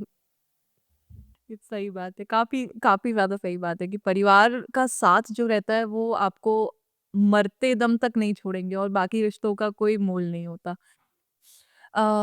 आगे बढ़ते हुए आज की जो आप मूवीज़ तो देखते होंगे। मूवीज़ में कई इन्फ्लुएंस भी होती हैं। अभी कबीर सिंह, एनिमल्स और ऐसी मूवीज़ को थोड़ा ज़्यादा अजीब अलग वे में दिखाया जाता है। जैसे कुछ हेट भी मिल रहा है, लड़कियों की तरफ से पसंद नहीं आ रहा, लड़कों को वो पापा वाला कनेक्शन दिखाया तो उन्हें वो पसंद आ रहा है। वहीं केरला स्टोरी जैसी अगर मूवीज़ आती हैं तो उन्हें अलग वे में हिंदू, मुस्लिम है ये सब की चीज़ों पे बस सही गलत कोई नहीं देख पा रहा। कबीर सिंह में लड़की प्रीति पे वो हाथ उठाता है और उस चीज़ को कि हाँ, वो लड़की है और प्यार में है। तो क्या ये इन्फ्लुएंस प्रीति ने हाथ नहीं उठाया, प्रीति ने भी लास्ट में हाथ उठाया था। ये नहीं दिखा किसी को। तो क्या अब मैंने आपको बताया ना सिचुएशन, दोनों ही टॉक्सिक थे। लड़की कौन सी ठीक थी? डे वन से वो आज आप एक एजुकेटेड लड़की हो, आप वहाँ पे मेडिकल पढ़ने आए हो, आप कोई बहुत एकदम छोटे से गाँव से अनएजुकेटेड तो थे नहीं जो बड़ा डरा सहमा रहे, उसको कुछ पता ना हो कि कोई लड़का आया डोमिनेट करके चला गया। अरे तुम पढ़ाई करने आए हो, इतनी बड़ी डिग्री लेने आए हो and you are so timid and so shy कि कोई कुछ भी बोल रहा है, हाथ पकड़ के ले गया, चली गई। वो भी तो पागल है। उसने भी हाथ उठाया, उसने भी गलत बातें की, तो आपको ये किसी को क्यों नहीं दिख रहा? यही क्यों दिख रहा है कि वो लड़के ने हाथ उठाया, लड़की ने भी हाथ उठाया, लड़की ने भी गलत हरकतें करी थी। तो मैं तो कहती हूँ ये दोनों ही टॉक्सिक थे। तो इसको सीख लेने वाली इस मूवी में कोई बात थी ही नहीं। हाँ, अगर आप ये बोलो हमने एंटरटेनमेंट के लिए देखा, मूवीज़ होती है एंटरटेनमेंट के लिए। मैं तो हाफ ऑफ द टाइम कहती हूँ मूवी से तो कोई लेसन लेना ही नहीं चाहिए आपको। बहुत कम टाइम होता है कि आपको लेसन और कई बार बहुत कम लोग होते हैं जो लेसन के लिए मूवी बना भी रहे होते हैं। वो बना ही एंटरटेनमेंट के लिए रहे हैं। कई बार आप देखो आजकल मैक्सिमम मूवीज़ में वायलेंस बहुत है। I recently watched a movie, I think, Kill Something. या कितना खून खराबा है उसमें। अब वो क्या आपको ये सिखाने के लिए मूवी दिखा रहे हैं कि आप ऐसे लोगों को मारते फिरो, बट वो आपको एक सिनेमा दिखा रहे हैं। नॉर्मली जो कई और आप हम नहीं देख सकते, तो वो आपको वो चीज़ थिएटर पे दिखाते हैं। तो आई एम सेइंग कि आप पहला चीज़ तो आप मूवी से सीखो ही मत कि मैं कुछ सीखने जा रही हूँ। हाँ, कभी भूले-भटके आपको कोई लेसन मिल ही गया तो बहुत बढ़िया बात। लेकिन जिस दिन आप कभी जा रहे हैं आप सीखने मत जाओ, you are going for entertainment because they are making for entertainment. आज कई बार आप देखो स्क्रिप्चर्स के ऊपर अगर मूवीज़ बन रही है, I never learn from movies. कोई मुझे कहे मैंने रामायण ये देख के सीखी, मैं कहती हूँ हमेशा पहले पढ़ो। आप स्क्रिप्चर्स पढ़ो, ज्ञान आप पढ़ाई से लो, उसके बाद आप देखो ये सब, तो आपको सही-गलत फ़र्क पता होगा। हाँ, विजुअल्स एक बहुत अच्छी चीज़ है। आज जैसे अगर आप रामानंद सागर जी अब रामायण, महाभारत सब देखो, आपको बड़ा अच्छा लगता है। बट आपको उससे पहले भी मैं कहूँगी आप पढ़ो, उसके बाद आप विजुअल्स देखो, तो आपको अपने आप फीलिंग्स आएगी और आपको कई बार पता होगा अच्छा दिस इज़ एन एक्ज़ैजरेटेड वर्ज़न, ये सच है, ये तो बिल्कुल झूठ है। You would know that. लेकिन जब आपने पढ़ा नहीं, आपको कुछ पता नहीं है, तो आप तो उसी को सच मान के चलोगे और आप एक अलग ही परसेप्शन बना लोगे भगवान को लेकर, जो कई बार लोग बना रहे हैं। आज हम आपको सिखा रहे हैं, लोग आपको रावण अच्छे थे। अरे कहाँ से अच्छे थे? पढ़ो जाके। जस्ट बिकॉज़ कोई इंसान एजुकेटेड है या ज्ञानी है, वो अच्छा नहीं हो जाता। उसके कर्म कैसे थे, उसकी हरकतें कैसी थी, ये आपको देखना पड़ेगा। भक्त तो दोनों ही थे ना। भक्त तो महादेव जी के रावण भी थे, राम जी भी थे। भगवान का साथ राम जी का साथ दिया ना। आपको ये समझना है भगवान आपके कर्म देख रहे हैं। आप कुछ भी करते रहोगे क्योंकि आप ज्ञानी हो, तो आप समझदार नहीं बन जाते। ज्ञान आप बार पढ़ के प्राप्त कर लोगे, लेकिन समझदारी नहीं प्राप्त कर पाओगे। एजुकेटेड लोग आज कैसी-कैसी हरकतें कर रहे हैं। मर्डर्स कर रहे हैं, रेप्स कर रहे हैं, एजुकेटेड घर से लोग। तो क्या संस्कार एजुकेशन से आ जाता है? नहीं। संस्कार तो घर से ही आएगा, संस्कार तो व्यवहार से ही आएगा, संस्कार तो परिवार को देखकर ही आएगा। तो आपको ये समझना है कि सही क्या है और गलत क्या है, वो स्क्रिप्चर सिखा देंगे। I know because I have read it. I know Ravan ने क्या-क्या की। कोई अगर मुझे ये बोल दे रावण बहुत अच्छा था, तो मुझे उस पे हँसी है और मैं ये कहूँगी आप सीरियल लेके आ। इस चीज़ से मुझे एक इंसिडेंट याद आया। मैंने अपने कॉलेज में राम जी पर एक शायरी लिखी थी। उसमें मैंने रावण के प्रति एक लाइन बस बोली थी कि तुम रावण ही बन जाओ, तुम राम नहीं बन पाओगे। तो मेरे डीएम्स पे रावण के वंशज और ऐसे लोगों के बहुत गाली-गलौच वाले मैसेजेस आने लगे थे। तो वो उनका कहना था कि राम जी कैसे सही थे जब उन्होंने सीता माता को अग्नि परीक्षा देने पे वो कर दिया। और ऐसे नहीं, बहुत स्तर लेवल तक की गालियाँ आने लगी थी और वो भी हम ऐसे लोग जो जिन्होंने वो भी हों कि धार्मिक वाले भी हों और फिर कि नहीं मैं तो रावण का वंशज हूँ। ये आजकल दिमाग में बैठना और ऐसे बोलना। उनको बोलना पढ़ के आओ। मैं आपको कोई आंसर नहीं दूँगी इस पे। चाहे अग्नि परीक्षा हो, चाहे उनका कहते हैं सीता पर त्याग किया था, पढ़ के आओ। ये सब हुआ भी था कि नहीं हुआ था, ये पढ़ के आओ। बस इतना ही मैं ये आपके अंदर एक इंटरेस्ट जगा दूँ कि आपको पागल करने के लिए लोगों ने क्या-क्या काम किए हैं, आपको अपने भगवान से भटकाने के लिए क्या-क्या हरकतें की गई है। और रावण के लिए सिर्फ़ एक चीज़ क्योंकि अभी एक बड़ी चीज़ फ़ेमस हो रही है कि मुझे राम नहीं रावण जैसा व्यक्ति चाहिए। राम ने अपनी पत्नी का त्याग कर दिया और रावण ने अपनी बहन का बदला लेने के लिए राम से लड़ गए और एक पराई स्त्री को हाथ भी नहीं लगाया। पहली बात, अगेन पढ़ के आओ। वो एक रेपिस्ट थे। एक जो अप्सरा कहते हैं, अप्सरा, I don't remember the name, again I will say you can read it. तो उन्होंने उनके साथ गलत हरकत करी थी और वो उस अवस्था में ब्रह्मा जी के पास गई। ब्रह्मा जी ने रावण को श्राप दिया कि आप अगली बार किसी भी स्त्री को उसकी इच्छा के विरुद्ध टच भी करेंगे तो 100 टुकड़ों में फट जाएंगे। इसीलिए वो सीता जी को मजबूरी से टच नहीं कर सकते थे। वो भी आता है, वो भी जब आप रामायण पढ़ेंगे उसमें रावण बोल रहे हैं, क्योंकि जब उनके सबॉर्डिनेट्स उनको बोलते हैं कि अरे आप तो ग्रहण कर सकते हो, तो वो बताते हैं कि इसीलिए नहीं कर सकता वरना तो कब का कर लिया होता, पर इस श्राप की वजह से मैं उसे टच भी नहीं कर सकता। इसलिए उन्होंने बहुत हरकतें की। उन्होंने ये बताने की कोशिश की राम जी की डेथ हो गई है, ताकि सीता माता एंड ऑफ द डे हार कर मान ले कि चलो डेथ हो गई तो अब I have to surrender somewhere. उसने बड़ी कोशिशें की कि वो मन से आ जाएगा, कि मन से एक बार आ गई तो आ गई, बिना मन से वो टच नहीं कर सकता, वरना उसका ही प्रॉब्लम है, उसको श्राप मिला है। तो आपको ये समझना है कि सच्चाई क्या है और क्या आपको सिर्फ एंटरटेनमेंट के लिए, आपको भड़काने के लिए, आपको आपके भगवान और आपके धर्म के विरुद्ध करने के लिए सिखाया जा रहा है। That's what Britishers did. Again please go and study. They have letters जो उन्होंने आपस में एक्सचेंज किए, जहां उन्होंने साफ साफ लिखा है कि अगर इन भारतीयों को गुलाम बनाना है तो इनकी रीढ़ की हड्डी, जो इनका धर्म है और इनकी संस्कृति है, जो इनको अपनी संस्कृति पे इतना गर्व है, वो तोड़ना पड़ेगा। इनको इनके धर्म, इनकी संस्कृति, इनके देश से नफरत करवानी पड़ेगी, तब जाके ये हमारी चीजों को ग्रहण करेंगे। वरना ऐसे ही उस समय के राजा महाराजा, उन्होंने कोई दूसरी चीज ग्रहण नहीं की। आज आप मूवीज देखेंगे, हमारे बड़े बड़े राजा हुए, उनके साथ कितना गलत हुआ। कईयों के जीते जीते उनकी स्किन निकाली जा रही है, जस्ट जैसे कि आप हमारी चीज मान लो। एक एक आंख निकाली गई है, एक एक नेल निकाला गया है, और हर बात निकालते हुए बोल रहे अभी भी टाइम है, हमारी चीज मान लो। उन्होंने लास्ट तक ये बोला नहीं, this is what they fail for their own country, for their traditions, for their religion. तो उनको पता था कि ये ऐसे जाएंगे ही नहीं, इनको इनके ही चीजों से नफरत करानी पड़ेगी, और आज हो रही है। आज हमें हमारे देश से, हम किस देश में प्रॉब्लम नहीं है, आप मुझे बताओ। हर देश में कुछ ना कुछ प्रॉब्लम है। आपको प्रॉब्लम ठीक करनी है और नहीं करनी है, आपको कहीं जाना है, वो बात अलग है। लेकिन आप ये बोल के कि अरे यहाँ तो कुछ नहीं है, बहुत जगह ऐसी चीजें जो आप सहन भी नहीं कर पाओगे। तो प्रॉब्लम्स हर जगह है। आप किसी भी ऐसी जगह जाके नहीं बोल सकते यहाँ प्रॉब्लम नहीं है।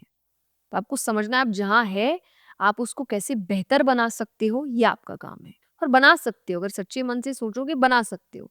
जैसा मैंने कहा ना, बस विक्टिम बनना बंद करना है, हाथ में डोर लेनी है, पावर लेनी है और फिर चेंज करना है। लेकिन हम वो नीचे बैठ के रो रहे हैं गाली, अरे ठीक नहीं हुआ, ठीक नहीं हुआ। तो पावर पे गलत लोग के बैठा के रखे हो, उठो पावर पे जाओ, चीज चेंज करो। एक बहुत ये प्रश्न तो मैं बहुत पहले से सोच के रखा था कि मैं ये जानना चाहूँगी कि घर वालों का भी बचपन से ही सुना है कि पीरियड्स जो एक है उसे बहुत अलग तरीके से देखा जाता है। स्त्रियों को रोक दिया जाता है कि मंदिर ना जाओ, किचन ना जाओ।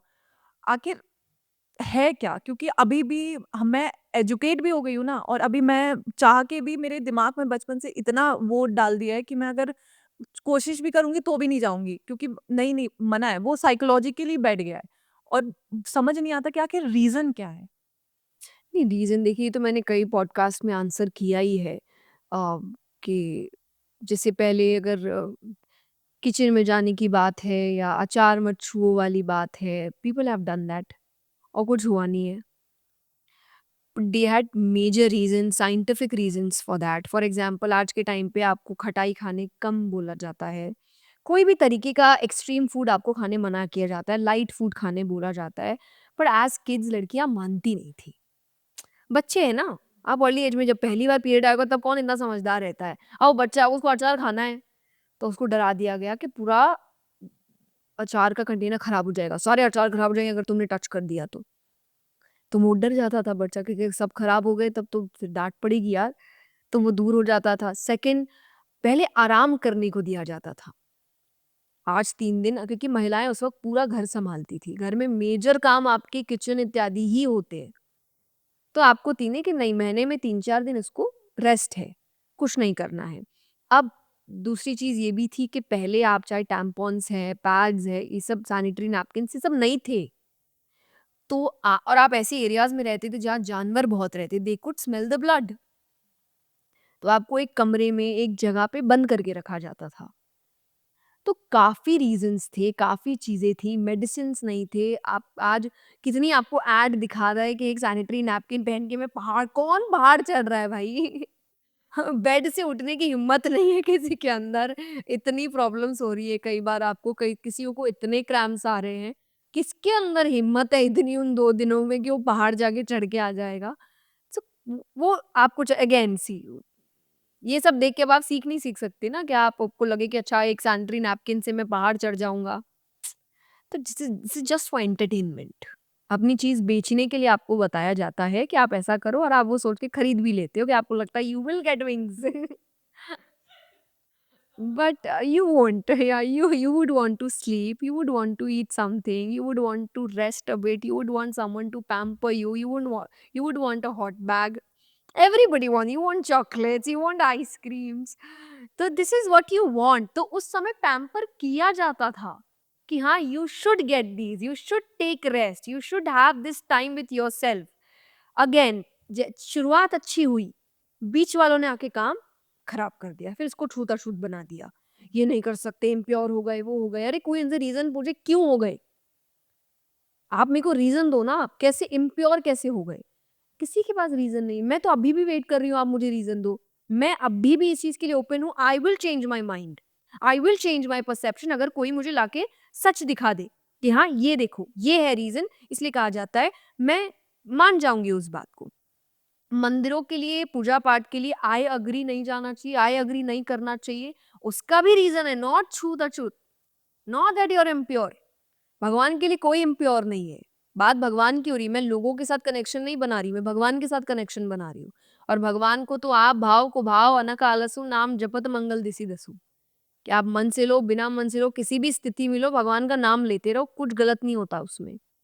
द थिंग इज़ कि ये भी आप समझो उस समय एनर्जी नीचे से ऊपर जाती है।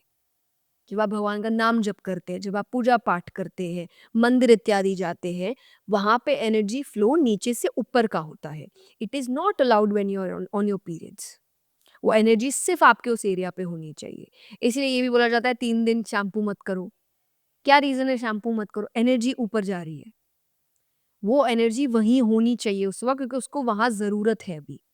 वो एनर्जी की मूवमेंट इधर-उधर होगी, आपको प्रॉब्लम्स होने लगेंगे।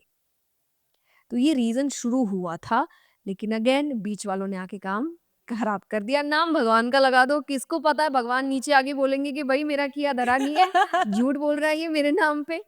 तो भगवान ऐसा कुछ नहीं करते।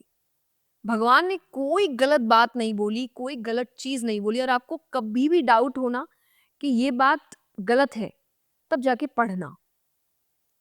मैं आज तक मुझे कोई बताता है कि ये बात भगवान ने बोली है और अगर मुझे वो बात अटपटी लग रही होती है ना कि भगवान नहीं बोल सकते ऐसे। भगवान ऐसे किसी स्त्री के बारे में बात नहीं कर सकते। भगवान ऐसे मैं जाके तुरंत स्क्रिप्चर पढ़ती हूँ और मुझे बात ही उल्टी पता चलती है कि ऐसे घुमा-फिरा के अपना मतलब निकालने के लिए लोग बात बात करते हैं। जब भी आपको तो I never blame God. I am like मेरा भगवान कभी गलत नहीं हो सकता। बताने वाला गलत है। तो अब मैं अपनी रिसर्च खुद करूँगी। क्योंकि मुझे आपकी बात समझ नहीं आई, मेरे भगवान ऐसे नहीं हो सकते। उनके लिए कोई अलग नहीं है, उनके लिए कोई भेदभाव नहीं है, वो स्त्री-पुरुष किसी में भेदभाव नहीं करते, वो स्त्री-पुरुष जानवर में भी भेदभाव नहीं करते। उन्होंने सबको इक्वल नेचर दिया है। Nature is given by God, बाकी चीज़ आप अपने आप ग्रहण करते हो। नेचर किसके लिए अलग है मुझे आप बताओ? सबके लिए एक है, सूरज की किरण सब पे एक जैसी पड़ रही है। जानवर पे चींटी पे भी उतनी ही किरण पड़ रही है, जितनी एक अच्छे-खासे बड़े एफ्लुएंट परिवार के इंसान पे पड़ रही होगी। बारिश सब पे एक जैसी पड़ती है, हवा सबके लिए एक जैसी चलती है, पेड़ सबके लिए लग रहे होते हैं, फल सबके लिए होते हैं। भगवान ने कहीं भेदभाव नहीं किया। This is what I feel कि मेरा भगवान भेदभाव नहीं करता। तो कोई अगर भेदभाव कर रहा है वो उसके अपने मन की सोच है। उसमें मैं अपने भगवान से नफ़रत नहीं करूँगी। उस इंसान को पसंद नहीं करूँगी वो बात अलग है। पर भगवान गलत नहीं। ये जो आपने बात बताई है ना, ये तो मैं बिल्कुल चाहूँगी कि ये पॉडकास्ट में सबसे पहले आके ये पीरियड्स वाली चीज़ देखो प्लीज़, क्योंकि एजुकेशन के बाद भी लड़कियों के दिमाग में है, क्योंकि लूप में चलता है, नहीं, लूप रीज़न में। और ऐसी यूथ को भी रीज़न चाहिए। आज जैसे मैंने आपको कि मुझे पता है ये चीज़, so I always stay away from मंदिर या ये सब चीज़ों में when I am on my periods, क्योंकि मुझे पता है रीज़न क्या है। मैं ये मान के दूर नहीं रहती कि मैं इम्प्योर हूँ, मैं इम्प्योर नहीं हूँ। और अगर मैं इम्प्योर हूँ या कोई भी महिला के उस समय के ब्लड को आप इम्प्योर बोलते हैं, आई वुड से दुनिया का हर इंसान इम्प्योर है, बिकॉज़ फॉर द 9 मंथ्स जब बच्चा पेट में होता है, वो पीरियड से नहीं होती। और इसीलिए माताएँ अधिकतर टाइम टॉन्ट देती है, मैंने खून से सींचा है तुम्हें। वो उस वक़्त वो इस्तेमाल हो रहा है बच्चे के लिए, उस बच्चे के अंदर है वो। तो आज हर किसी के अंदर वो ही ब्लड है, तो सब इम्प्योर हो गए ना। तो वो इम्प्योरिटी नहीं है, वो रीज़न था उस समय। इसीलिए हम कहते हैं सनातन धर्म is scientific. Her cheese science के अकॉर्ड, आप इंटरमिटेंट फास्टिंग बोल लो, मैं एकादशी का व्रत बोल लूँगी। तो बात आपको समझना है, वो उन सब समय में यही चीज़ें हुई। अब आप मुझे एक बात बताओ, लोग कहते हैं कि फास्टिंग और जो आप धर्म के लिए फास्टिंग करते हो और 1 मिनट आप कर तो पहली बात फास्टिंग ही रहे हो।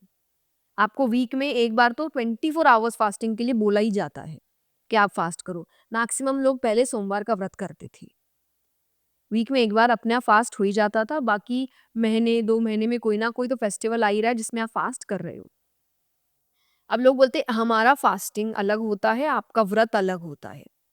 अब मुझे ये बताओ बेटर क्या चीज़ है? एक इंसान जो किसी का केयर एज़ ड्यूटी रख रहा है और एक इंसान जो किसी का केयर विथ इमोशंस रख रहा है।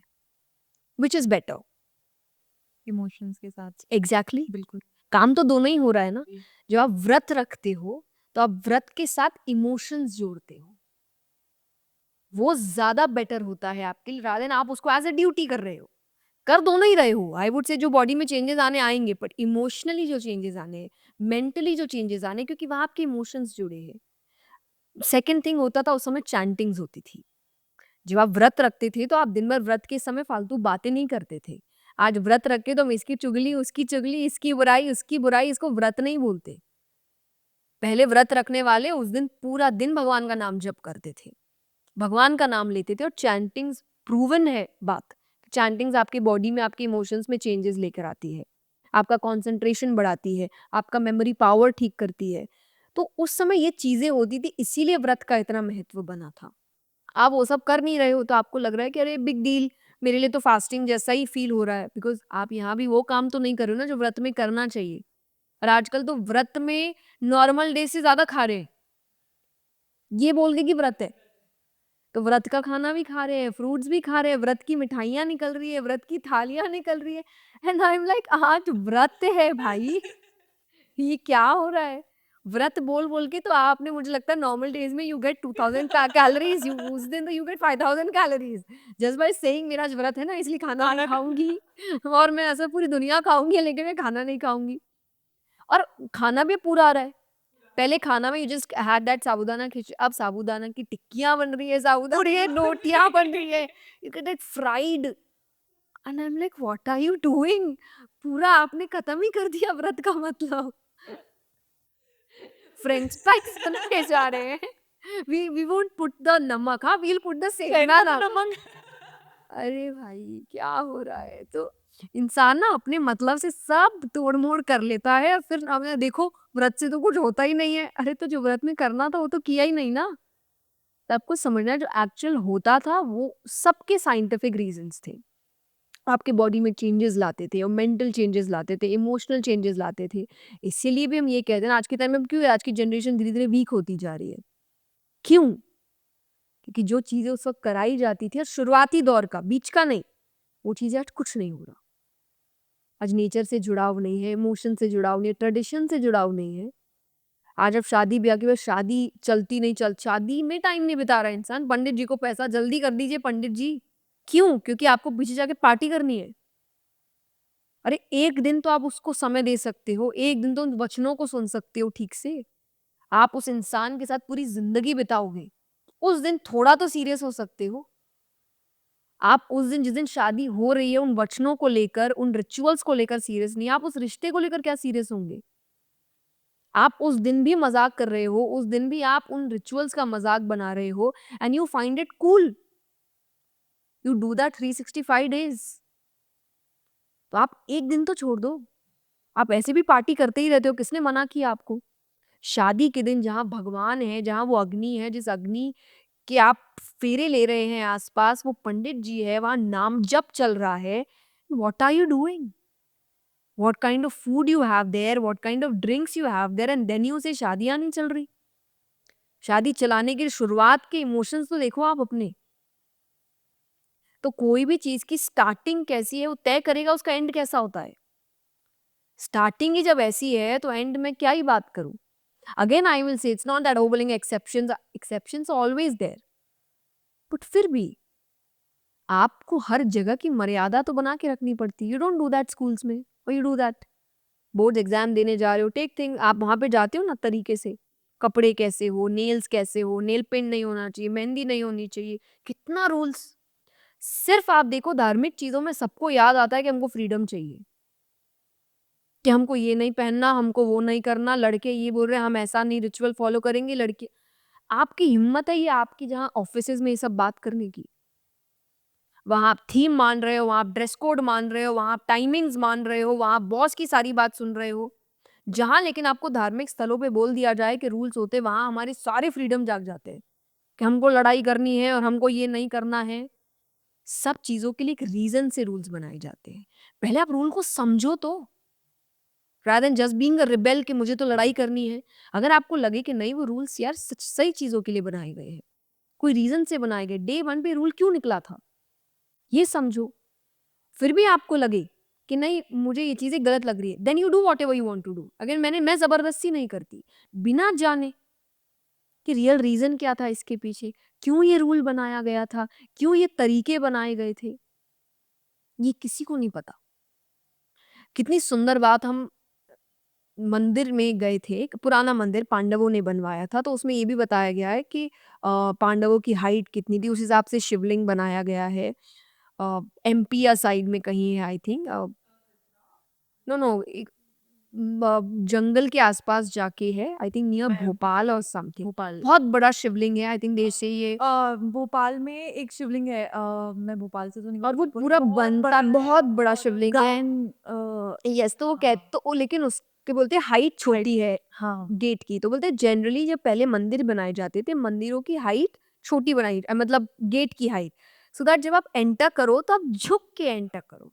आप कोई कहे झुकना क्या होता है, जब आप बहुत अकड़ के रहती हो ना, you show pride and ego. जब आप झुक के किसी से मिलते हो तो यू शो हम्बलनेस। कि कहा जाता है दुनिया में कहीं भी तुम स्ट्रेट खड़े रहो, भगवान के सामने झुक के जाओ। वो रीजन था वो गेट बनाने का, कि उससे कई बार आपके इमोशंस जुड़ते हैं। आज आप झुकते हैं उसी के सामने जहां आप झुकना चाहते हैं। अधिकतर आप यूथ को देखिए, मैं क्यों पैर पड़ूं, उनको ऐसा लगता है मैं जिसकी इज्जत करना चाहता हूँ उसी की करूंगा। इमोशन जुड़ा है ना उससे, कि आपको फील होता है कि मैं उसके सामने, क्योंकि आपको लग रहा है, वरना हम भी कहते हैं झुकने से क्या ही हो गया यार, झुक जाओ, पढ़ लो पैर। पर आपका इमोशन जुड़ा है झुकने से, आपको लगता है कि मैं किसी के सामने जब झुकता हूँ तो मैं सौम्य होता हूँ, और मेरा सौम्य होने का मन नहीं है।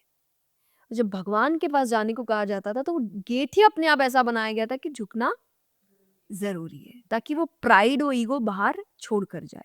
सो यू ऐसे बहुत रीजंस होंगे, कई तो मुझे पता भी नहीं होंगे जो मुझे जानना है। और जस्ट बिकॉज आपके पेरेंट्स को नहीं पता मतलब नहीं रीजन नहीं होता।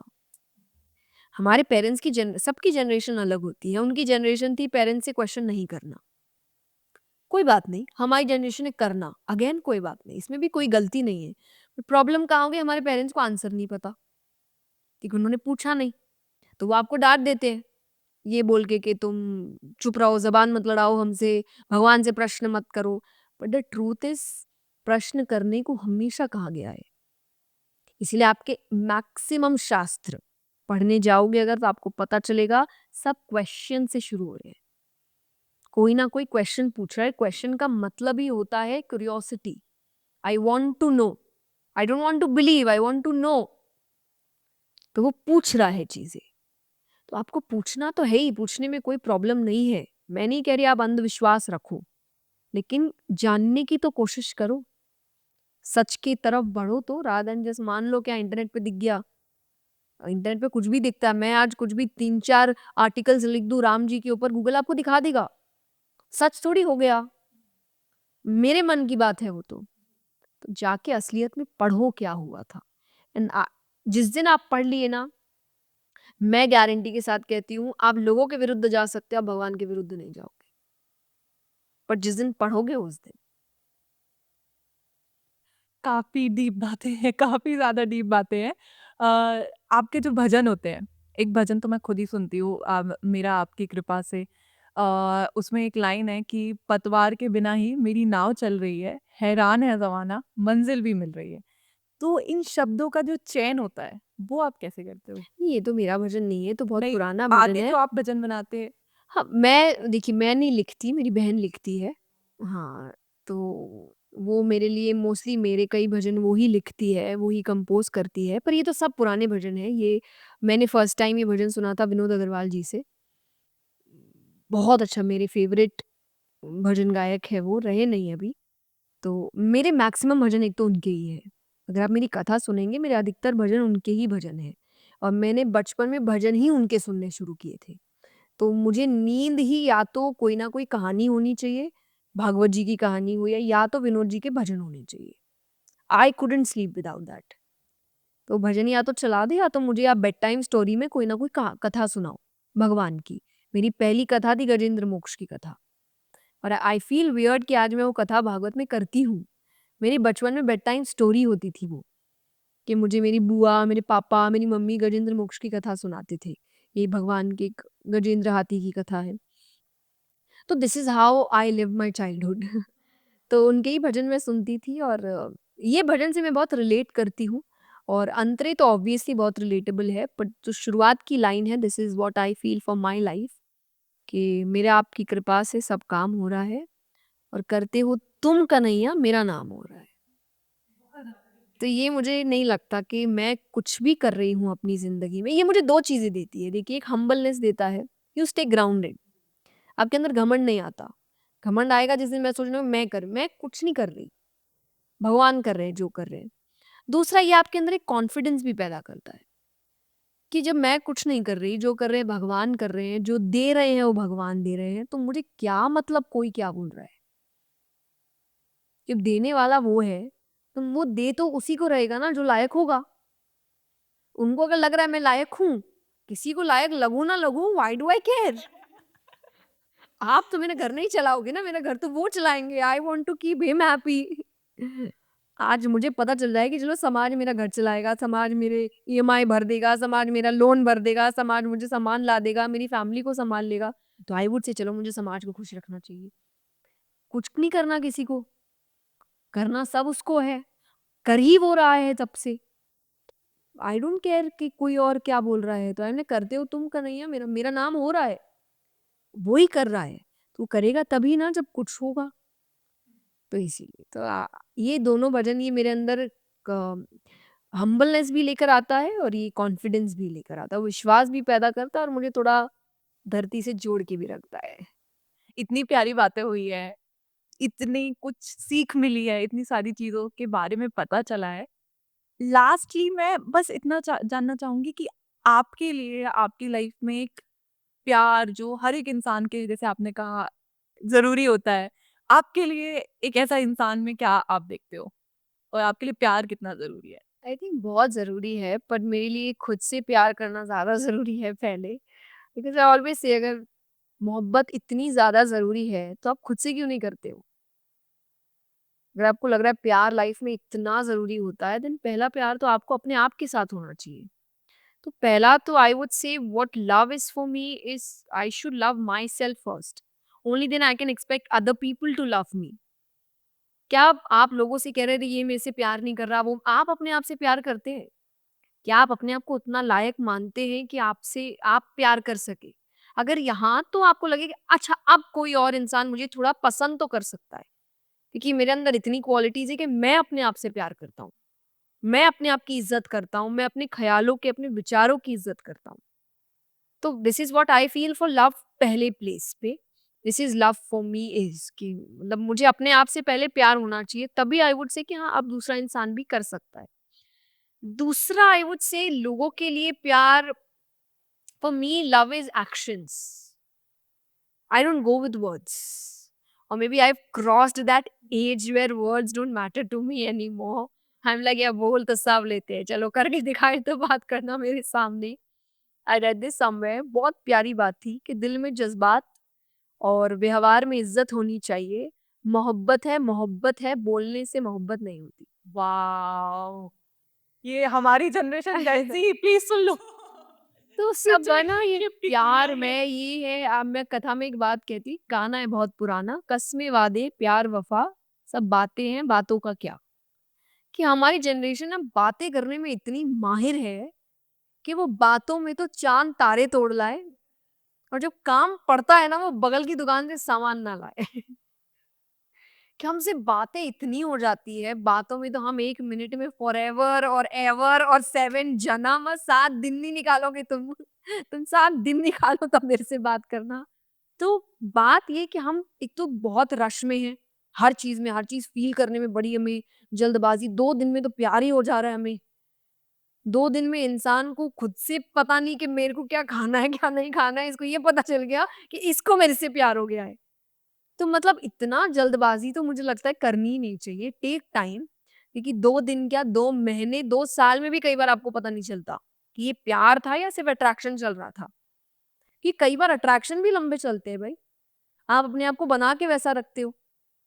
आज आप किसी से महीने 2 महीने में 1 बार मिल रहे हो, आप तो टिप-टॉप होके जाओगे ना, सज-धज के जाते हो आप एकदम। जब शादी हो जाएगी तब वो आपका एक-एक साइड देखने वाला है वो इंसान, आप उसका साइड देखने वाले हो, आपका ब्यूटीफुल साइड, आपका अगली साइड, आपका aggressive side, each and everything.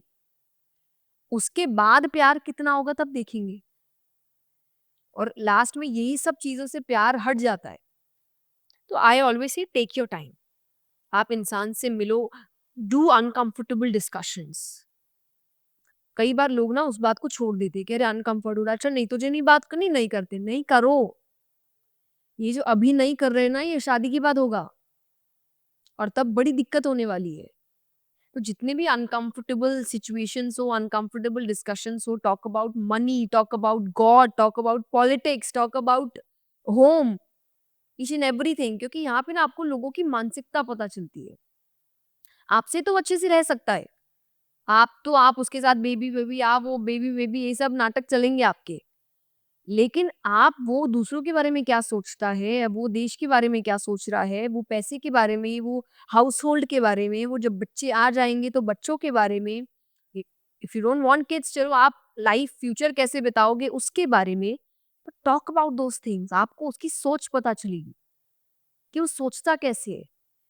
क्योंकि कई बार हमसे प्यार है, ये हमें अट्रैक्शन बहुत समय तक रहता है, जब धीरे-धीरे अट्रैक्शन तो खत्म होगा, फिर फीलिंग्स होती है, लेकिन उसके बाद जब आप उसको देख रहे हो, उसकी सोच कैसी है, उसका व्यवहार कैसा है, और आपको बुरा लगने लगता है कि यार तू तो अच्छा नहीं है, ये बातें तो अच्छी नहीं है, ये सोच तो अच्छी नहीं है।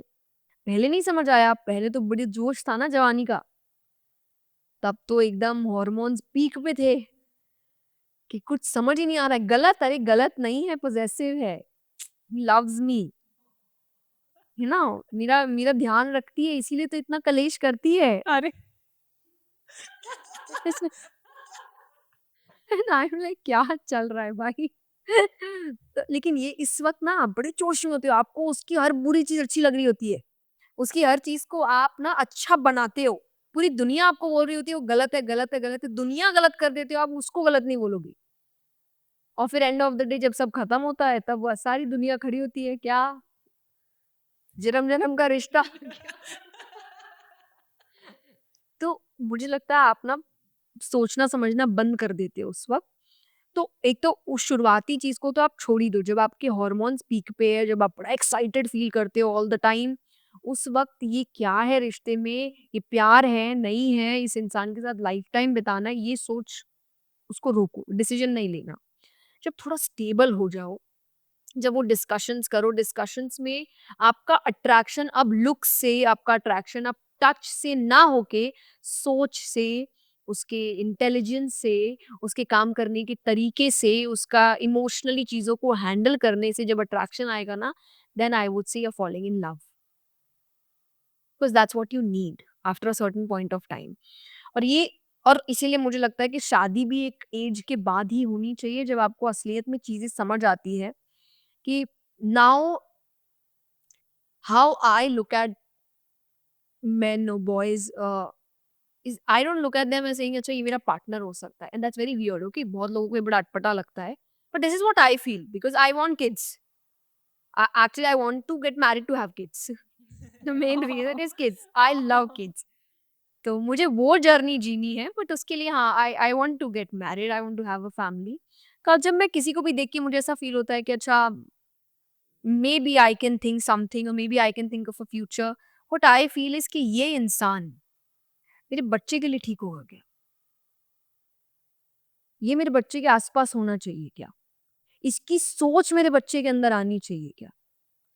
और जब मुझे आंसर येस मिलता है तभी मैं फॉरवर्ड जाने की कोशिश करती हूँ, otherwise I go back. Because मुझे है चॉइस पार्टनर चूज़ करने की। मेरे बच्चे को पिता चूज़ करने की आज़ादी नहीं है। वो मेरा काम है कि उसको एक अच्छा पिता मिलना चाहिए। और मैं अपने आप को लेकर, ये आप अपनी फैमिलीज़ में देखिए, आप अपनी मदर्स को देखिए, अपने फादर्स को देखिए, वो एक-दूसरे में बड़ा कॉम्प्रोमाइज़ कर लेते हैं। बड़े एडजस्टमेंट्स कर लेते हैं, एक-दूसरे की बुरी से बुरी हरकत माफ़ कर देते हैं, बुरी से बुरी आदत को इग्नोर कर देते हैं, बच्चे के समय नहीं करते। तब माँ पागल हो जाएगी अगर बच्चे की कोई बात होगी, पिता अगर बच्चे की कोई बात है तो उस वक़्त अग्रेशन में बच्चों के लिए वो कोई कॉम्प्रोमाइज़ नहीं करते। तो जब आप पार्टनर ढूँढो ना तो आप ये ज़रूर ढूँढना क्योंकि हम अपने पार्टनर में कॉम्प्रोमाइज़ कर लेंगे, हम अपने बच्चे को लेके कॉम्प्रोमाइज़ नहीं करेंगे। कि नहीं, मेरे बच्चे को ऐसी लाइफ़ नहीं मिलनी चाहिए। मुझे मिल गई, मिल गई। कई बार आप मदर्स को देखिए जब उनको ऐसे कई बार हस्बैंड्स पार्टनर्स मिलते हैं जो थोड़े ठीक नहीं होते, तो उनकी क बच्चे की लड़ाई होती है, मेरे साथ कर लिया। मेरे बच्चे भी नहीं आना। मुझे रोक लिया, उसको नहीं रोकना। तो ये अपने आप निकलता है उनके अंदर से। तो आज इस एज पे मुझे ऐसा लगता है कि this is what I look in a partner कि मेरा बच्चा उसकी परवरिश कौन करेगा? मैं तो करूँगी, मेरे बारे में मुझे पता है सब कुछ। पर दूसरा कैसा होगा ये मुझे देखना है। वो अच्छा होगा तो ही वो मेरी ज़िंदगी में होगा वरना नहीं होगा। ये लेकिन एक सर्टेन एज के बाद आपको समझ आता है। इसलिए व्हाट आई फील इज़ शादी थोड़ा आप टाइम लेके करो, सोच समझ के जल्दबाज़ी में भागा-दौड़ी कर रहे हैं, देखो क्या हो रहा है यार आजकल। पहले होता था ना, पहले वो खोलो तो पता चलता था शादियाँ हो रही है, अब खोलो तो टूट It's become scary to open Instagram these days. You open an Instagram and somebody's divorce. So I think just take some time. Otherwise, obviously exceptions are always there. कई बार आप देखते हो बहुत सालों-सालों बाद भी लोग अलग हो जाते हैं. They have their own reasons. But अगर बहुत जल्दबाजी में आप कुछ करते हो तो एक पर्टिकुलर टाइम के बाद फिर आपको समझ आता ही है कि आपसे गलती हो गई. तो टेक योर टाइम. एक सही एज क्या हो सकती है शादी के लिए? ये तो आप ही डिसाइड करो लेकिन जब आप स्टेबल हो. मेरे पिता ने मुझे एक बहुत सुंदर बात कही थी because he was like I am not against love marriage और any if you like someone you can meet that person अगर आपको सही लगे. पर जब मैं अपना काम करता उन्होंने कहा बेटा मेरी अगर बात मानो क्योंकि मैं तो वो मना तो कर ही नहीं रहा किसी चीज़ के लिए. बट ये सब ना कुछ बनने के बाद सोचना. जिस दिन कुछ बन जाओ अपने पैरों पे खड़े हो जाओ तब ये प्यार मोहब्बत में पड़ना.